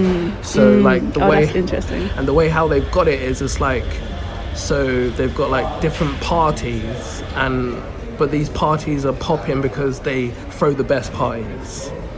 Okay. But then that sounds like my kind of party. But then they've also got like, so they obviously, so like the lower bet, the lesser parties have got shit parties, and like they've got like a few people just sat there, music, the speaker breaks and stuff like that, Hanging and they're up just the like, wall. oh, sorry, we need to change the batteries. But then you go flash over to the popping party, and then they do. So they got this on the first episode. They do like the Brexit vote basically, but on kind of like on the kind of, I guess, to do with like the ends and stuff like that. So like I am here for this. I'm here for all of this. I'm gonna so the watch way it. how it's set up in not to spoil it too much for anyone that's going to watch it, but like they do this vote, and it's like so the popping party, they decide that they're going to drop this vote about whether they should leave. Like they've got some sort of connection with someone in the ends, and like basically the reason they want to leave is because like they have to ask permission to shot and stuff. And like, what is this like? Like these men have moved in and they can't even build their own trap houses anymore. Wow. Like these men have just come into the thing and they're building trap houses left, right, and so man like me can't even build trap houses. And it's just got that kind of banner going on. That is dope. So like they have this vote, and like the vote is like, it's one of them ones where like they think that because of what time it is, like not many people are going to be on the Twitter poll to clock it. So like they post it up and they're thinking, I'm going to put it up only for 3 hours, so like not many people are going to see it anyway, and really and truly it's just for our party, so like we'll make it seem like no one else is going to see it. So like Tactical. so they post it and they think like they'll get everyone on their party to vote and they'll see it remain. But somehow word got out that other people were on it on Twitter at the same time. They see the poll, then they're calling around everyone else and like, you man need to vote, leave. So from the first episode, it's looking interesting. Do you know what? You just gave me a whole motive for tomorrow evening. That's what I'm going to do. I'm going to send you the link because, Please do. Fury WD, I remember when he told me he was working on this, and I was just like, I had an idea similar to this, but I wanted to see how his one works out before I start writing on my one, because I wasn't sure on how exactly I wanted to do it anyway. So seeing how he'd done it has actually given me an idea of exactly how I want to do it and stuff like that, or a different idea that I wanted to spin off that, which would be cool. No, that's hard. That's actually hard. Yeah. Hood House of Hood Parliament. House. Whose house? Hood House. And I think they've got like, everyone's like MD, which I assume stands for Mandem. So like, not medical doctor. No.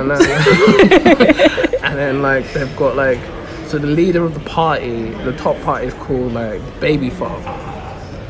You know what? Yeah, this is. You know, I support it, but and like triggering. Oh, it's so funny. And then like the baby mother is just now taking over, and she's like the first female leader of the party since. So wait, like, which one is conservative and which one is liberal? That's what I need to know. I can't remember what Am they I call Team it. BF or Team BM? Tell me. They call it conserve party or something like that. You know what? Go away. Leave me alone. How dare you? And then the I can't remember it. I can't remember all it, but yeah, it's dope. I'm just thinking back, because like when I watched it first time, there was certain parts I was just watching it. I need to watch it again so I can like actually kind of watch it for like to see the humor and stuff like that, because I was watching it, I was like, that's funny, but I was watching it at work, so Yeah, sometimes you have to deep things like 10 times. But it's now like thinking about it now on the spin of Brexit, and it's just like what they're actually talking about with the politics. That's dope. So yeah, on to the next one, which will be to do with, like I was talking about Batman. Yeah. Wait, is that the theme tune? I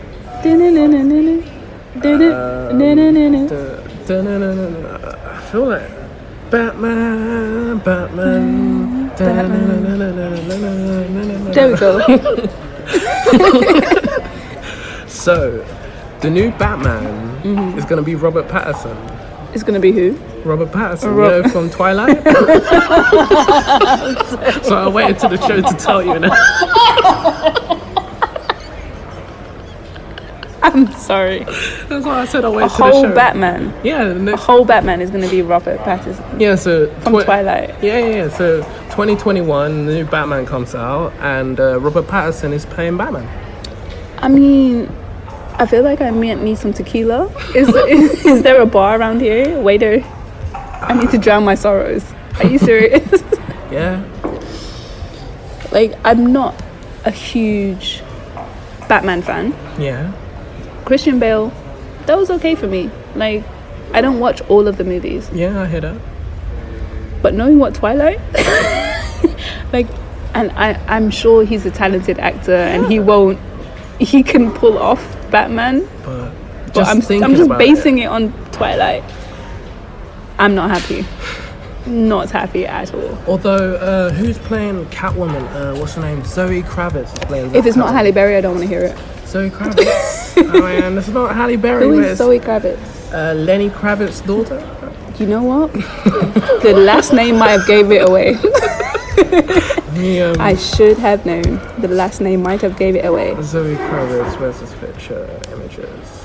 This is what brings me on to the next point that I found when I was telling you about the article that I saw not long ago. It came out today. So it says that Boris Johnson has silenced on advisor. What's his name? His name is Andrew Sabisky. So Sabisky's made a comment that black people have a low IQs. Okay. And Boris Johnson hasn't made a comment on whether he agrees or disagrees with this point. Right. I mean, so some guy makes a very general, sweeping statement. Oh no, it's someone within the cabinet. Cabinet, yeah. But who cares? Am I allowed to swear on this? No, yeah, swear away. Go who gives a shit what this guy has to say? Like, yeah, of course. Ultimately, if he thinks that black people have low IQs, where he got these statistics from, I don't know. Is he taking into context or consideration what we're about to talk about, which was like generational trauma and the institutional racism within schools and how that affects people that are marginalized by society? I don't think he is. No. And quite frankly, I don't care. Like, no, like, I'm not saying that people should care as the point of these people are within government, right, who are running the country. Now, the whole country flipped out when the Labour Party supposedly made this comment that was anti-Semitic. Do you know what I mean? Now this guy has made this comment, and no one cares. Yeah, people like to pick and choose. What makes the tabloids. Do you know what I mean? That's nothing different in that one. No, of course. It's just very. Certain people have voted for this prime minister that we have, and it's Boris Johnson. Yeah, who voted for Boris? Not me, but the majority clearly did. Oh yeah, okay. For him to be the prime minister now, and in 4 years they're gonna be running again to try and have Boris Johnson again as the prime minister. I don't know, man. It's if the right people aren't in power, then as much as things have got better for us, they can get worse. Because they're the ones making all the rules. Do you think things have got better for us?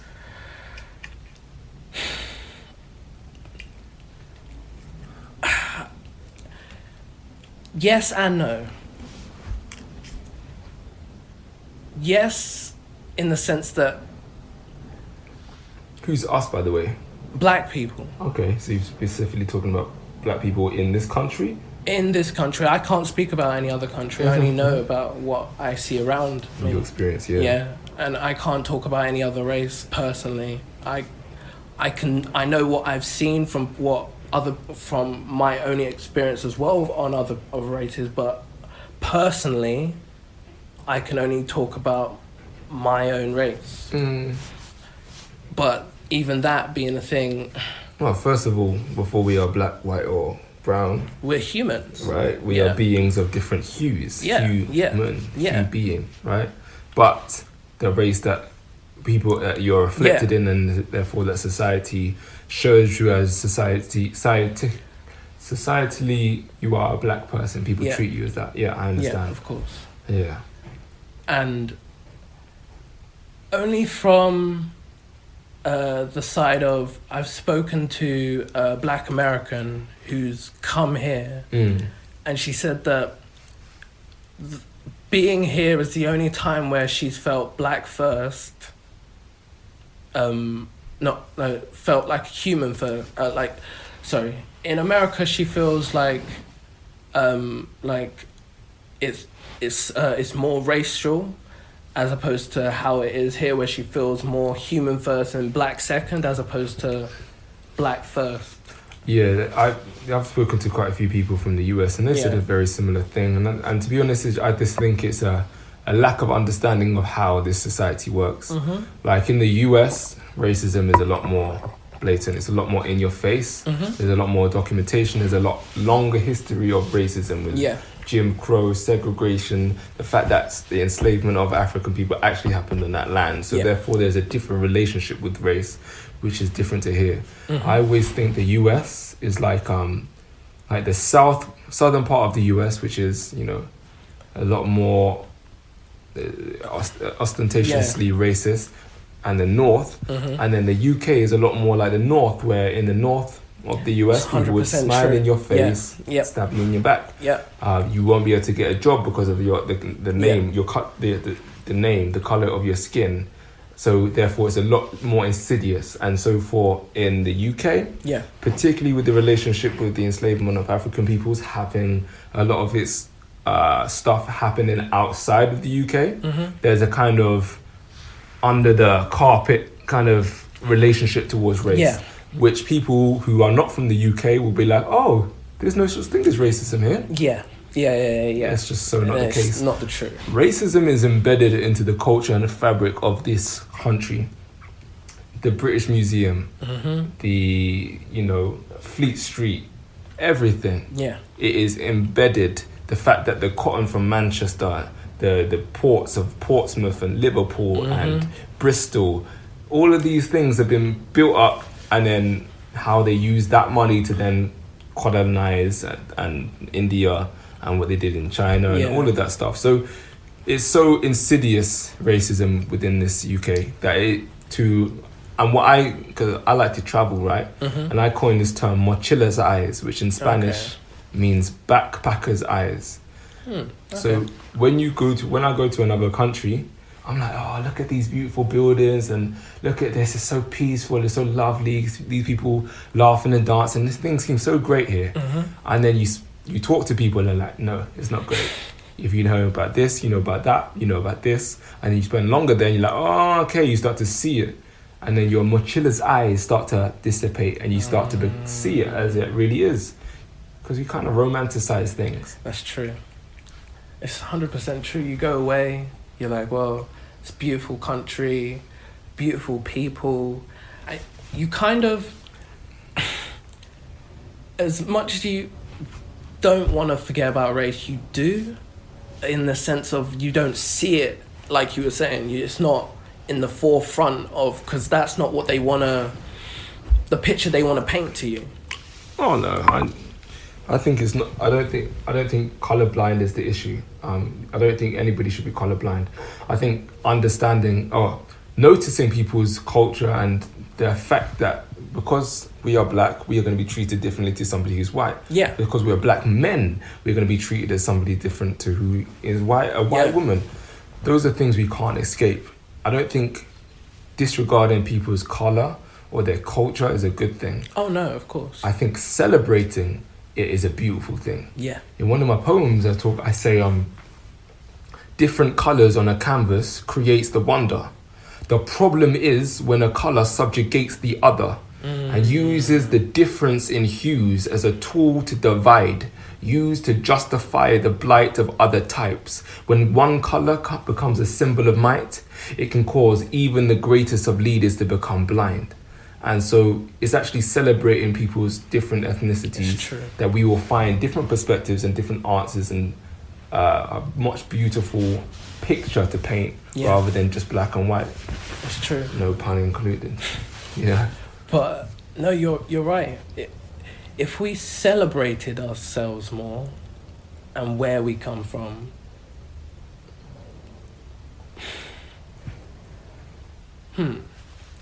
what do you think of this notion that because I've seen it in like, if you don't, do you believe that someone who doesn't date within their race, does that mean that they have less love for their own race?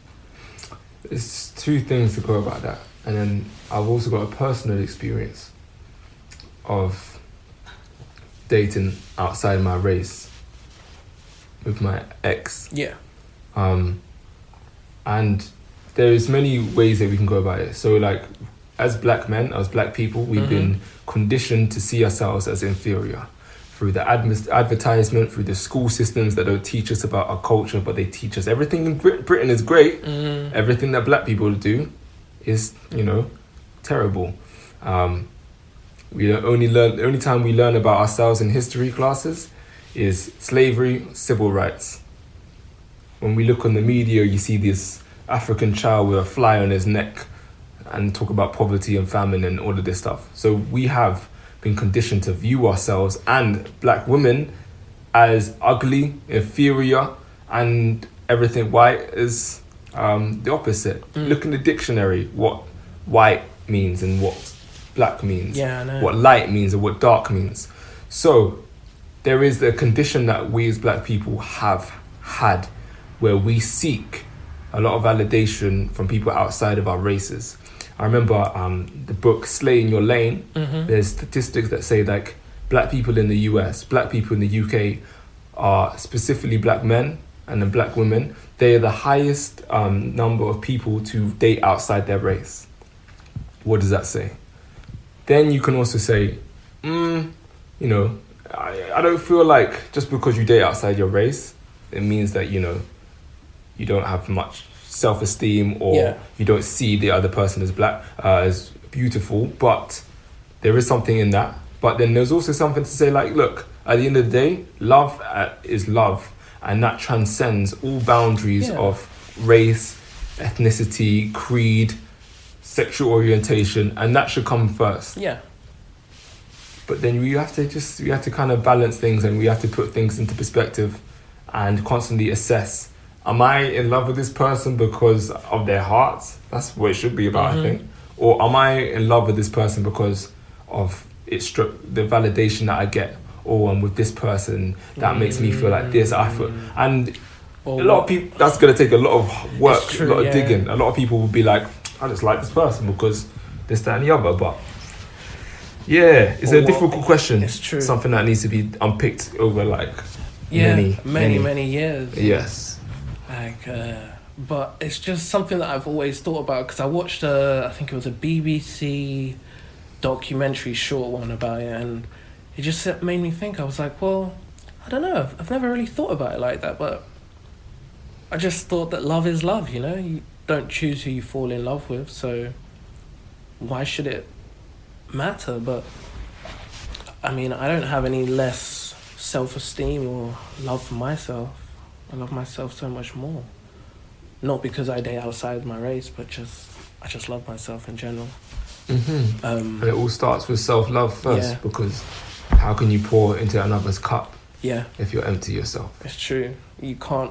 And people say like the idea of being vain is a bad thing, but why would it be a bad thing to love yourself? Yeah, I think people confuse vanity with self-love. Yeah. Yeah, definitely.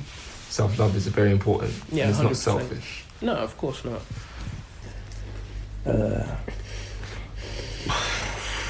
I don't even know. Yeah. May we have a moment of silence for the monarchy? Yeah. Because I think it was R.I.P. Prince Andrew in that. I think they've made it into R.I.P. Prince Andrew, but that's, very delicately. Yeah, because I feel like we need to be very delicate on this subject. We do.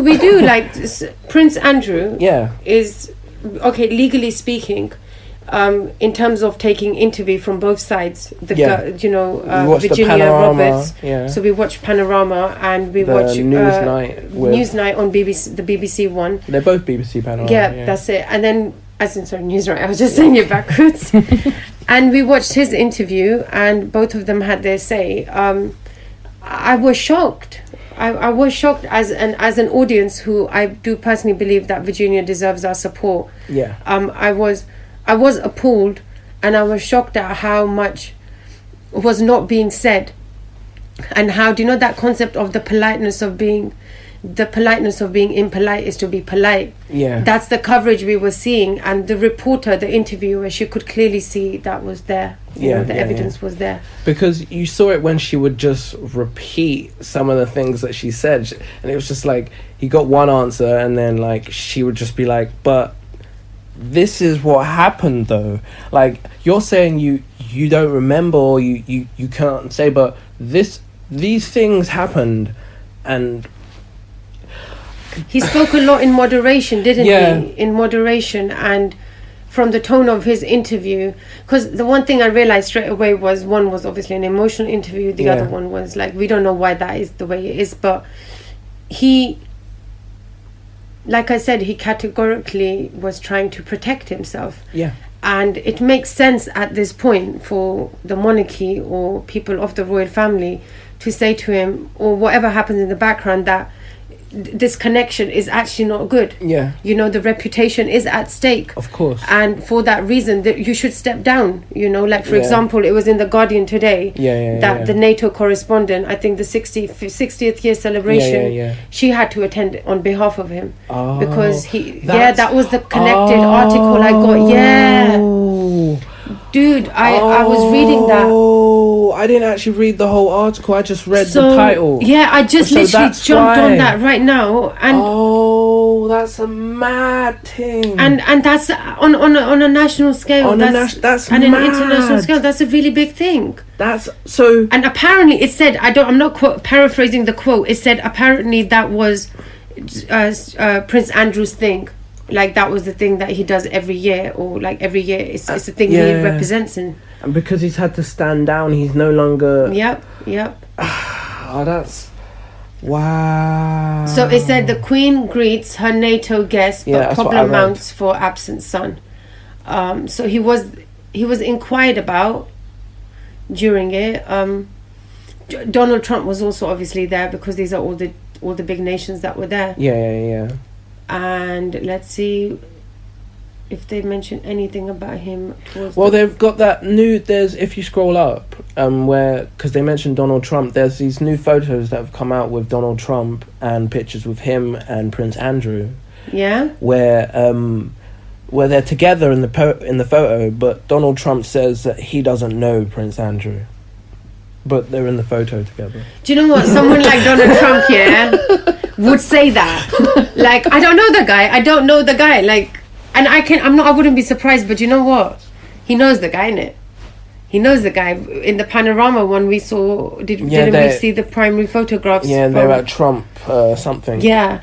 And there's this footage of, he's there, and this is a long day back. And my problem in this time and age with something like this is that we are one of the few people, this could just be my opinion, but I'll speak, but we are one of the few people that have a monarchy to date, and when people look at us, and especially when I've studied at university, and when we are in modules where we have people from abroad studying with us, especially Americans, people have a way in which they see the monarchy. And if that is happening, and then there is an interpretation where a monarchy sits and there is people, and then there's us people, and what are you depicting up on that level, first of all? And when you do something like that in the news or in the headline, you are going to put the entire royal family. There will be, when they're saying that the next time he might speak will be under oath. Yeah. Which is what the end of his interview was saying. Well, they said that at the end of the Panorama interview, that if Prince Andrew was to ever next time he was to set foot in America, that he would be probably under some sort of have to be questioned. He has to be taken into questioning. Questioning, yeah. but he did say at the end of his interview that if it's needed for him to speak and he's had the right legal advice, then he has to. That was, like you said, we have to speak with caution here. Yeah.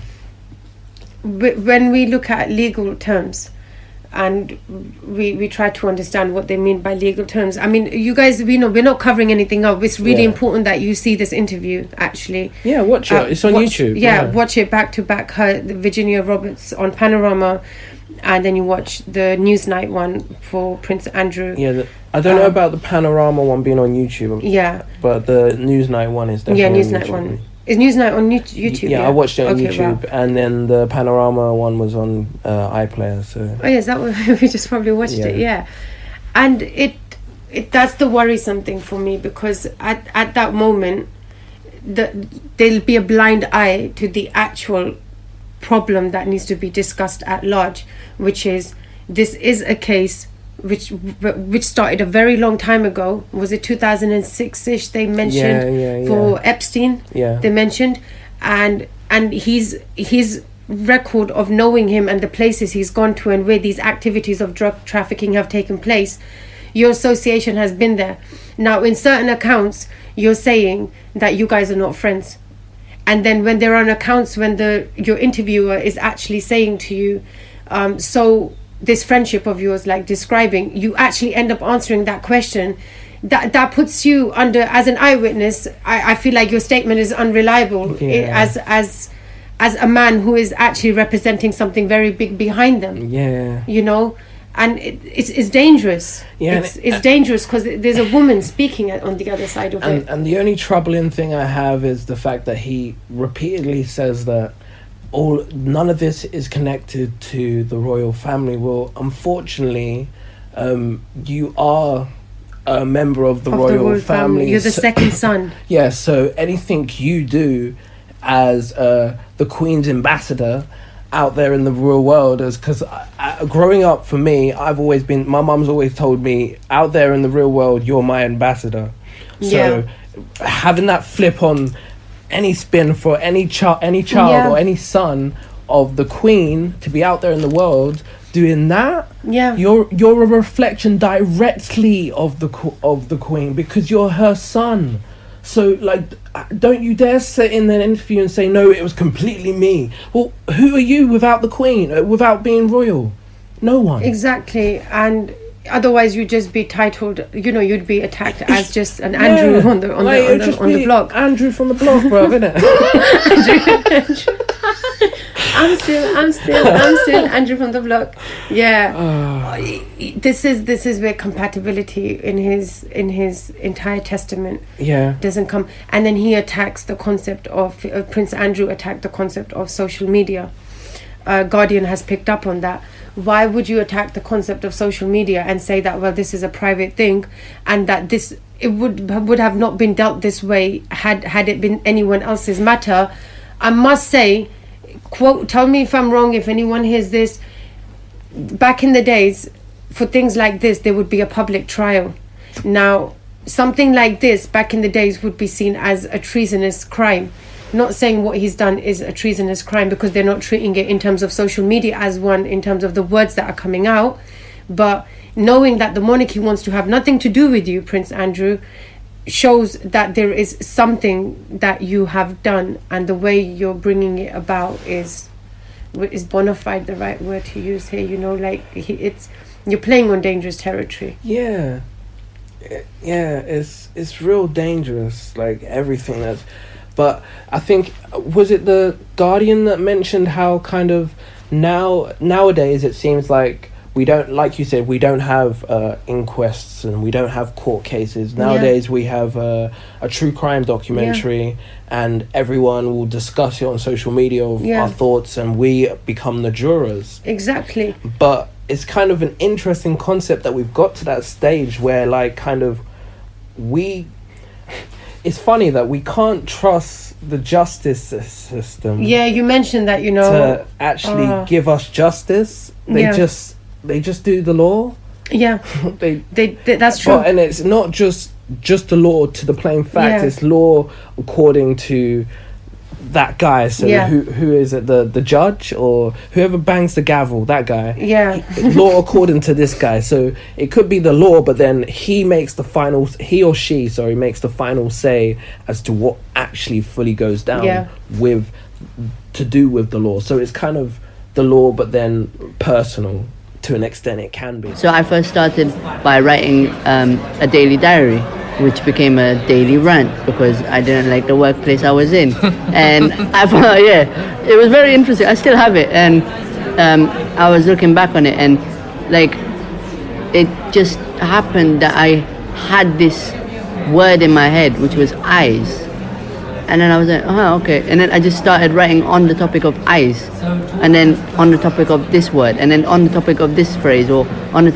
Like, that's very much how I write nowadays. Like, I could write laptop, let's go with it, or my opinion matters, and let's go with it. And I feel like I've said the whole name of this podcast very wrong. If I have, That's forgive all me. good, man. Forgive me, listeners. Forgive me. That's all good. But yeah, and then I just like, and then it became poetry. Yeah. So, and I was like, right, okay, so this is where we're gonna go. So let's roll with it. And I just wrote a bunch of, short. It was a lot of short when I started, a lot of short pieces, a couple of long ones. And I was like, this is lovely and it's great, but it's great when it's read. But one thing I've realized, from performing however long I've been performing, is that when it's read and when it's performed, it gets two different meanings. Yeah. You could read it in your head and have your monologue and the way you read in your head, and then when I perform it, it could come out as a whole completely different meaning, which is the beauty of poetry and beauty of performing. So I was like, okay, cool. Open Mic London, Facebook, Open Mic London, and a whole list of them came up. But this is the one thing. When I did see all of these open mic nights, I could have very well, in that very moment, been like, let me wait a year, let me wait a month, let me wait at this. And I'm someone who's a heavy procrastinator, and I try not to be, but I'm a very heavy procrastinator. So from the very first event, I made it a habit. If I put it in my calendar, I am coming down. Like, even for this podcast, up until today, I said to you, Mr. Kory, that if, I said, you asked me, when are you free? I was like, you know what, let me check, let me make sure that I have a date available, because I'm not going to tell you a date that I'm not going to be at. So that's the only reason why now I'm flooded with events, and I'm flooded with, a lot of people see me everywhere, and if I'm not one place, I'm in another place. But I guess you have to find a balance as well. But yeah, that's the reason why that's the reason why the leaps happened. So you literally needed a way to kind of diversitize your energy so that you can go back to your original project. You have to. That's pretty cool. You have to. I like what did you call it? Something police? The inner policeman. The inner policeman. Oh, that's a dope phrase. I actually learned that phrase from a workshop that I did in this very space at South Bank Centre. And there's a lot of really great workshops out there. There's others out there. I'm not going to mention them. You can find them. But yeah, even workshops as well. It's a beautiful place to just write. Yeah. They'll give you a topic, or even you've got prompts, which I've wrote on as well. You can find them everywhere, online, social medias. You can see a lot of different prompts from other people. So there's a way to but all it is, and I highly recommend it because it works for me and a lot of other people, but you also have to find your own one that works for you. But just write, whatever it is, just write. No one has to read it, no one has to perform it, no one has to, it doesn't have to see the light of day. Yeah, but it's a nice medium just to get it. It's just out, for you, yeah. It's like, I can't remember, I was at Chocolate Poetry Club, which I'm going to. I haven't been this year, but I need to go back. But I can't remember who said it to me, but someone said that a poem is like a one-night stand, whereas a novel is like a lifelong commitment. Yeah. It's a marriage. Yeah, it's a marriage. Yeah, there's no divorce in that one. Yeah. No, I mean, no, but no, you know what? I would disagree. Okay. I would say that they're both, you're both invested in them equally, because a lot of, I don't do it that much, but a lot of poets and a lot of spoken word artists, draft and redraft Yeah, and it's true. redraft and redraft. And like there's a couple of people I've spoken to, they're like, yeah, it will never be finished. Yeah, that's but it's just 100%. finished as it is right now. Yeah. And I feel like you have to invest X amount of time in both equally. Yeah. And I feel like it's both because it's product of your labor. Yeah, You've no, put in it's all that time. It's not it's not a hit it and quit it type of thing. It's like you're doing one poem, you're doing another poem, you're going back to the other poem because you got an idea from the other poem. it's true. It is back and Yeah, forth. it's true. You know, so it's both marriage. You know, It's true. I just like the fact of once I do finish-ish Ish. a poem. that is done. Yeah, it's- and I can it's see no why longer they in my said head. that. Yeah, That's all it is. It's no, no longer it in my makes mind. sense. It makes sense. It's just more like it's just on the page and I can just revisit this thought. Yeah. So that's why I recommend just. Oh, and writing another thing I anything down. recommend as well is if you get ideas on travel and whatever, I'm someone who's got memory of a sieve. So take that note down because you're not going to remember later on. It's true. Believe me, the amount of times where, and the worst thing is like my creative flow usually comes late at night. And it's like, I'm about to sleep. I do not want this in my mind, but I have to get it down. Otherwise, in the morning, it's gone. Do you know what I find? The questions that I want answered, people, you answer them in the like when you're talking. I'm just going back over my. I was like, that's what I was gonna ask because I had this written down. What do you do to get over? What do you do when you hit the wall? Like, how do you get over it? I know what you do. Like, that was what brought you into poetry. Yeah. Where do you want to take your words? That's a very good question. Where do I want to take my words? I mean, I've thought about it a lot.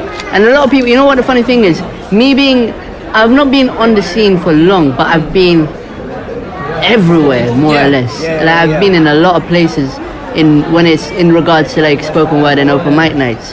And I feel like exposure for me I've always said, I'm just getting my foot in the door. I'm just getting my foot in the door. And to be honest, I will not know until I hit a point, and I will only know when I do hit it, where, okay, my whole leg is in the door now. What am I going to do next? And I feel like, for me, like, I've thought about taking steps. Like, people have, someone has approached me who's a producer who wants to put my music down against beats. This podcast has happened. So another inch of my leg in the door is now in the door. And I feel like, I mean, there's no goal for it. And I spoke to someone as well who was another event organizer, or a host, sorry.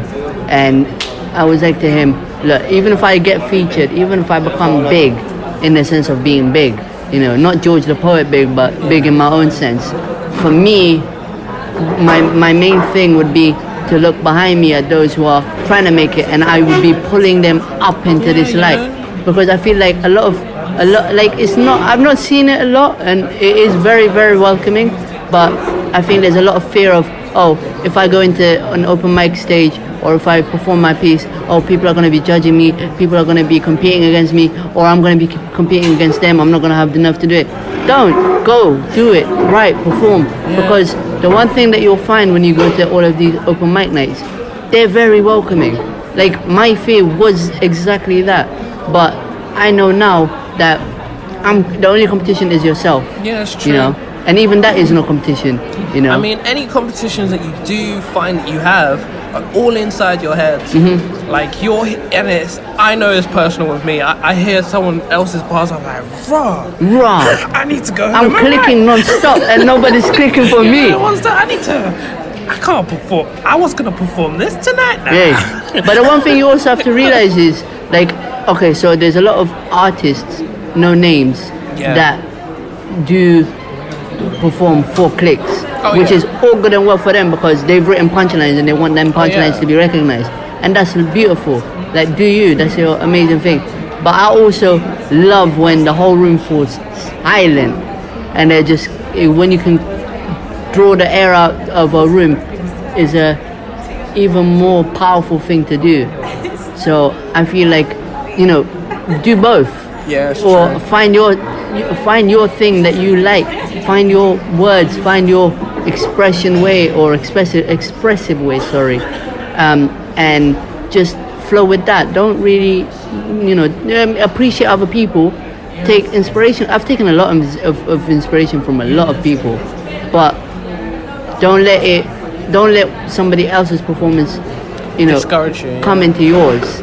You are you and they are them. Once you find your happy place, you can start to cultivate shit. Yeah. That's quite interesting. Interesting that you have a writing place. Interesting that you have a writing place. Yeah. But now it travels. Oh, that's pretty cool. Because now I don't have a bedroom at home anymore. So I have to find my new writing space, my new bedroom. But your home is where your heart is it not? Exactly. Yeah. I'm glad you get it. And this is a weird question, but Your how... face is weird. I know, right? That's what my mum said. Oh, how do you know? How do you see your own art? Like, how do you see your own poetry? See my art. I don't. You don't? Okay. Like, honestly, I don't. I went to a show probably like a week ago, and my friend, he came and he videoed the whole thing, and then we went back to my house afterwards, and he was like, do you want to watch your videos back? And I said no. Not even a little bit. I'm different. I love watching myself back. Really? It makes me cringe. What do you like watching about? Listening to how I deliver it, and just kind of analysing how I'm performing, how maybe certain lines might hit or land on that audience. Maybe I can work on a different way on delivering it a different way. I don't know, I'm an actor. I enjoy watching myself back. I love watching myself back on films or everything. It just gasses me up. It doesn't make you cringe. Like I'm not gonna lie, the first time I heard myself speaking and watching myself back, it was real weird. This guy. Yeah, this guy, like, that guy right there. That's what that guy right there. So that's what I sound like to other people. Okay, fair enough. I like him. He's cool. I didn't realize it was like that, but okay. No, but like after that, like after you get over the awkwardness and the weirdness of how you actually sound, or that's how you sound to other people, I just think it's a useful tool to watch yourself back. And 100%. You can self-analyze yourself, because it's so people can give you all the opinions in the world and be like, oh yeah, you're great, you perform this, but then if like there's like for example, like when I first started performing, people used to say that you have this musical cadence, and I was just like, oh, okay, never heard it before in my whole entire life. Then the more I started analysing and watching myself back, I'm just like, oh, okay, I get what you mean, like the rhythm and everything like that. So it's like something that I can play on now more because I'm aware of it. Yeah. So no, that makes a lot of sense. That makes so much sense. But I would rather like if I was ever to get a manager, like I know like a manager thing is like to look back at your videos and your performances, but I would rather to get a manager that will sit there and watch your performances and then give you live feedback in the moment. Yeah. Like I prefer live feedback in the moment, as opposed to I don't want to watch myself. I just don't. You want to perform it and it's just be done. Look at it. I just want to. We are over. Exactly. You get fans. You be like, oh my gosh, Becksy, I saw you. You be like, this again. Did it last week? Why are you showing it to me now? In live, it's fine. Yeah, but I don't know. I think that's something that I need to work on. Yeah, fair. Need to work on just to elevate my performance. I think it would be useful. Yeah. 100%. 100% it will. Yeah. I'm lacking. I'm slacking. Slacking. Why do you write? Why do you write? Or since you don't, or who do you write for? Yeah, why do you write, or who do you write for?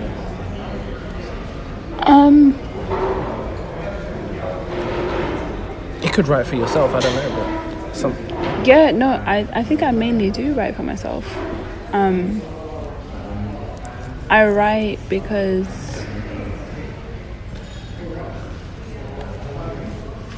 so like I'm a very people don't tend to listen to me a lot, even though I say exactly the same thing that you just said. Oh yeah.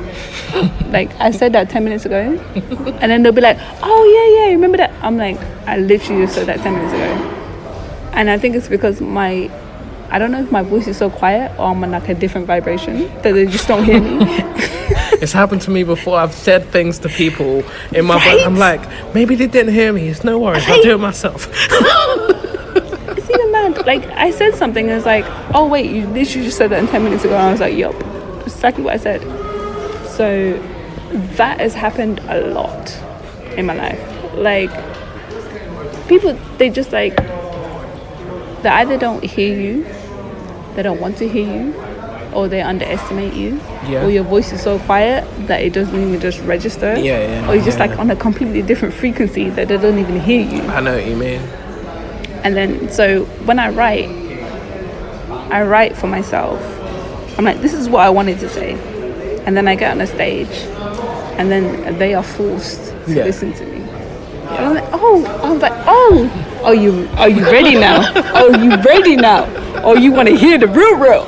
Are you ready now? Are you sure? And I got on stage, and then I say it, and they're like, oh yeah. I'm like, I've been saying this all along, but you have not been listening. I know exactly what you mean. Does that make sense? It's kind of weird when you step on stage and you kind of, or if you've never performed poetry before and you step on stage for that very first time and then you perform and you witness like the entire people, everyone watching you just stand there quietly and they're just hung on every single word you're saying. It's such a surreal feeling. Like it makes you feel like you're like the president or you're someone really important, that everyone is listening to every single word that you're saying. And like all that matters is you and what you're saying at that moment in time. So yeah, I completely understand what you mean. With being a fellow soft-spoken person, like come on with the soft-spoken guy. That's right, I need to get soft-spoken on here. God damn. Like it's just sometimes there's been times I'm in groups and I'm like maybe you guys can't hear me. Maybe. But the way I see it is like I'm on a different frequency. Yeah. So you can't tune into what I'm saying. Exactly. So like maybe our frequencies don't match. That's exactly. So I'm just like, you know what? Cool, calm. Find me on my frequency on the stage. Then maybe you will hear me. Because I literally said the same thing 10 times. I think the problem is I'm seeing a therapist at the moment. Of course, I've got a lot of things that I need to work on in myself, and I have no shame in saying like I need somebody that I can just talk to. Yeah. And I think if we as communities listen more to each other and we didn't interject and we didn't put our own opinions on other people's lives, we wouldn't need therapy. If we had a good network of people where I can be like, look, I just need to let this off. An hour. Cry. Hug. Cry some more. Hug. Okay, I feel a lot better now. If we had that on a regular basis, we wouldn't need therapy, I don't think. True. But then there is also other therapeutic ways that we can release our stress and our feelings and our whatever. Spending time in nature. Yeah. Whether it's working in a garden, going for a walk, hugging a tree, whether it is dancing, whether it is writing. It doesn't even have to be creatively, but it could just be writing in a journal. For like the most time, before I started writing as a poet, for 5-6 years, I was just writing in my journal. When I was in drama school, I had a terrible day. I found it very hard to speak about my emotions, so I wrote it down.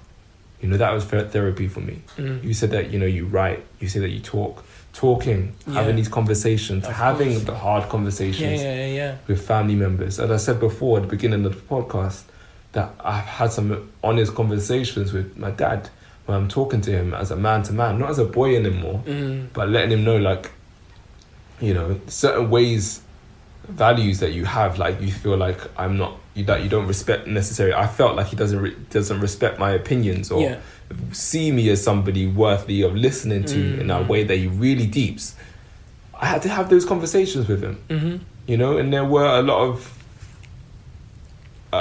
maybe frustration and stuff like that, but those are things that need to come out. Yeah, of course. Otherwise, they're just going to get trapped. And what happens when emotions get trapped over time? They just come out in a big burst. Yeah, they come out in a big burst, exploding, hurting the people that you love the most, or they store up and become diseases. Yeah. You know, I think there's a lot of science that proves the relationship to diseases and emotional trauma, and just like building up or emotional stress. Yeah. Stress. No, I 100% agree. Because there was times when it did happen. There was times when I keep things into myself.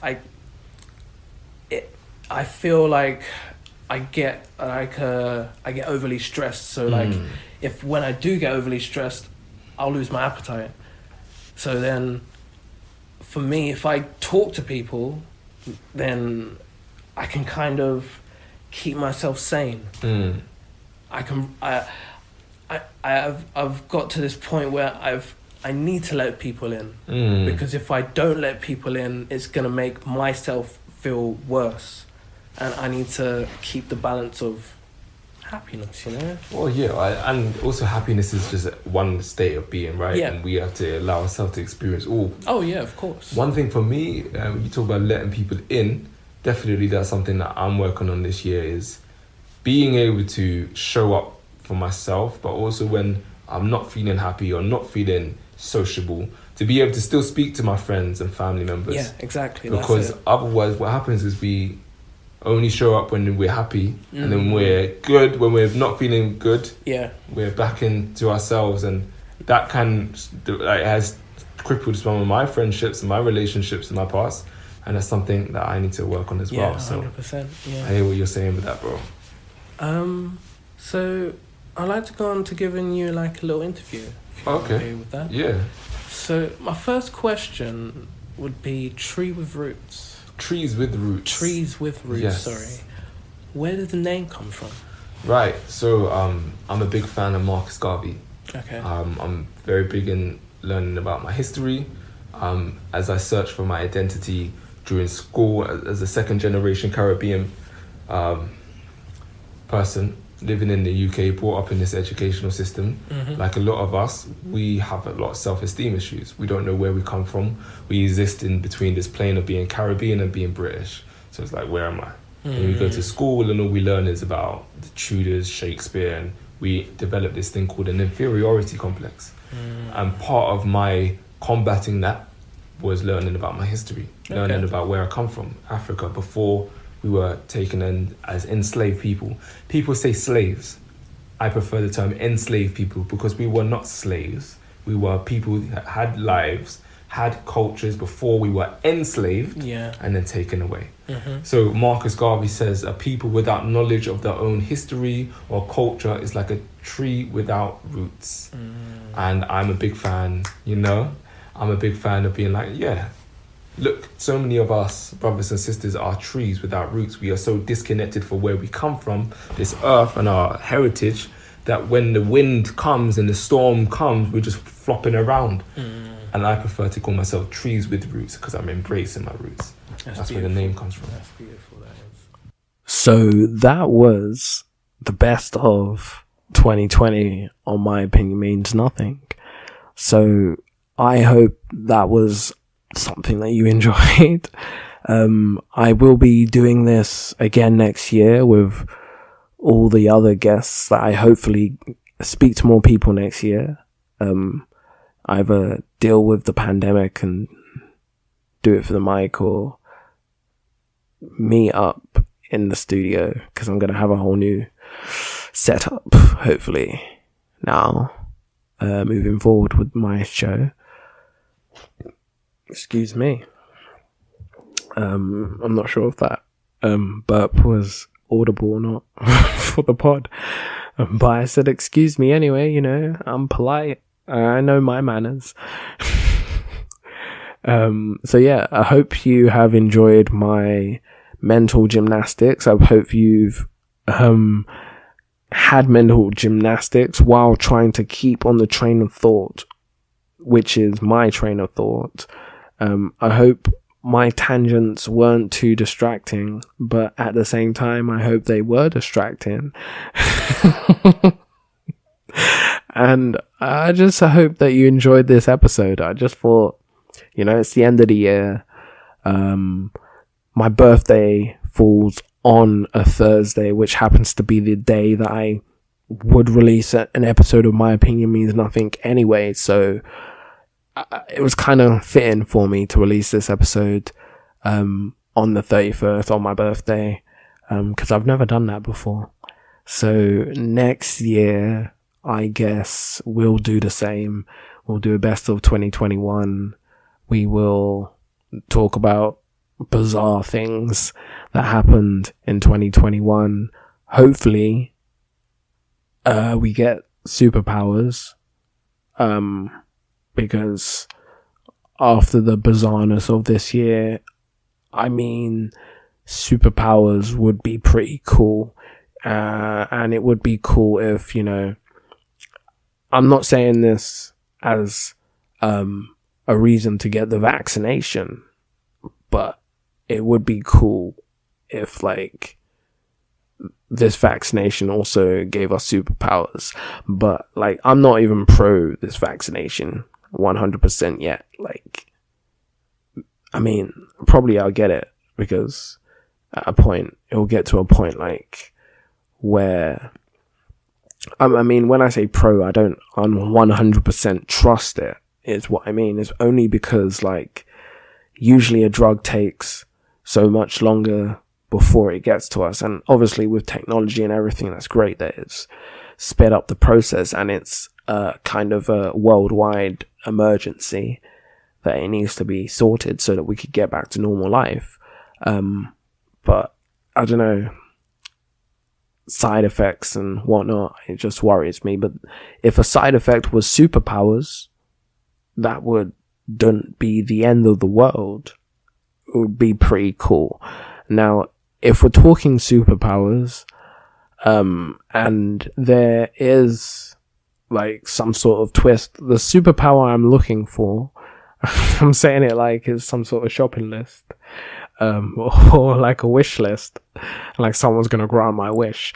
But anyway, the superpower that I'm looking for is, do you know, like, Nightcrawler from X-Men, which is a Marvel series, for anyone that is mistaken, and anyone that hasn't seen the X-Men series, like, go out and watch that, because maybe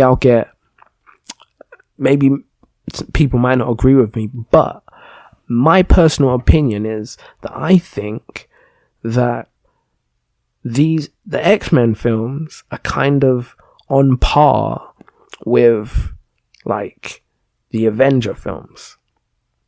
Like, but this is just my opinion. My opinion means nothing. You might have another opinion. But this is the end of the show, and I'm meant to be doing an outro, and I'm still going off on tangents after I've just thanked people, and you thought, oh no, he's definitely going to finish soon. But yeah, I am going to finish speaking soon. I'm going to say goodbye, and it's going to be the end of 2020. I think maybe that's possibly a reason why I'm still talking, because it kind of feels like the longer I talk, the longer I'm holding on to 2020.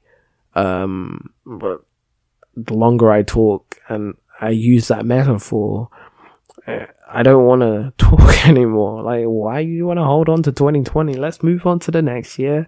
See how this vaccination goes. See if we get superpowers. As a side effect, like I said, Nightcrawler's superpower would be dope, or any superpower. But I mean, when I'm saying superpower, I want, like, a useful power. I don't want, like, something like, I don't know, I can pop corn, like my power is popping corn. And when I say popping corn, I can turn corn into popcorn. Like, that's maybe useful when you need popcorn. But anywhere else in life, it doesn't seem like that's what I mean when I say not useful superpower. I want a power that's useful, like flight or teleportation or X-ray vision, as in like lasers come out my eyes, like what's his name? I can't think of his name from X-Men, but he has the lasers that come out of his eye, and all I can hear in my head is the X-Men theme song,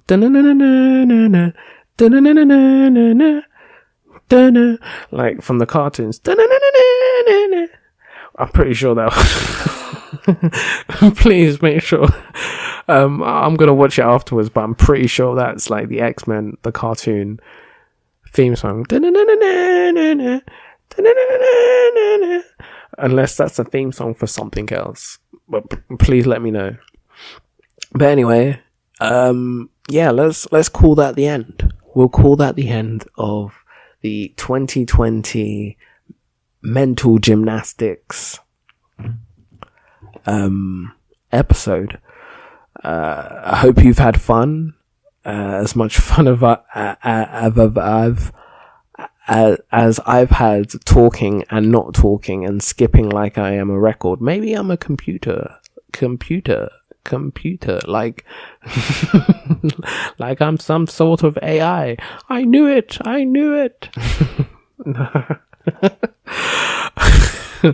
I'm sorry, guys. It's been a long day, whatever day it is that I am recording this. Like I said, it's coming out, or it's out, because you're listening to it at the end.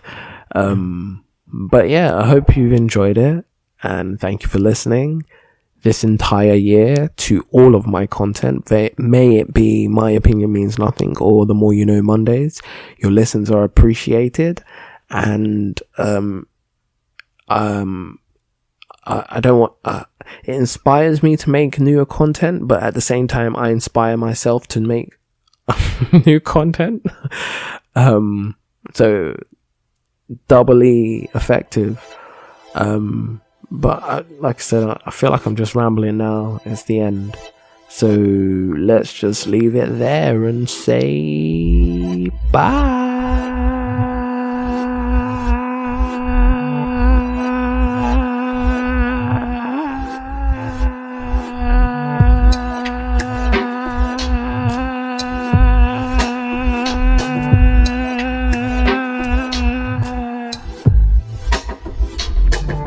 I just wanted to see how long I could hold that. But bye. That's the end. The last episode, or the last thing I'm gonna say for this show, this year. Thank you for listening. Peace.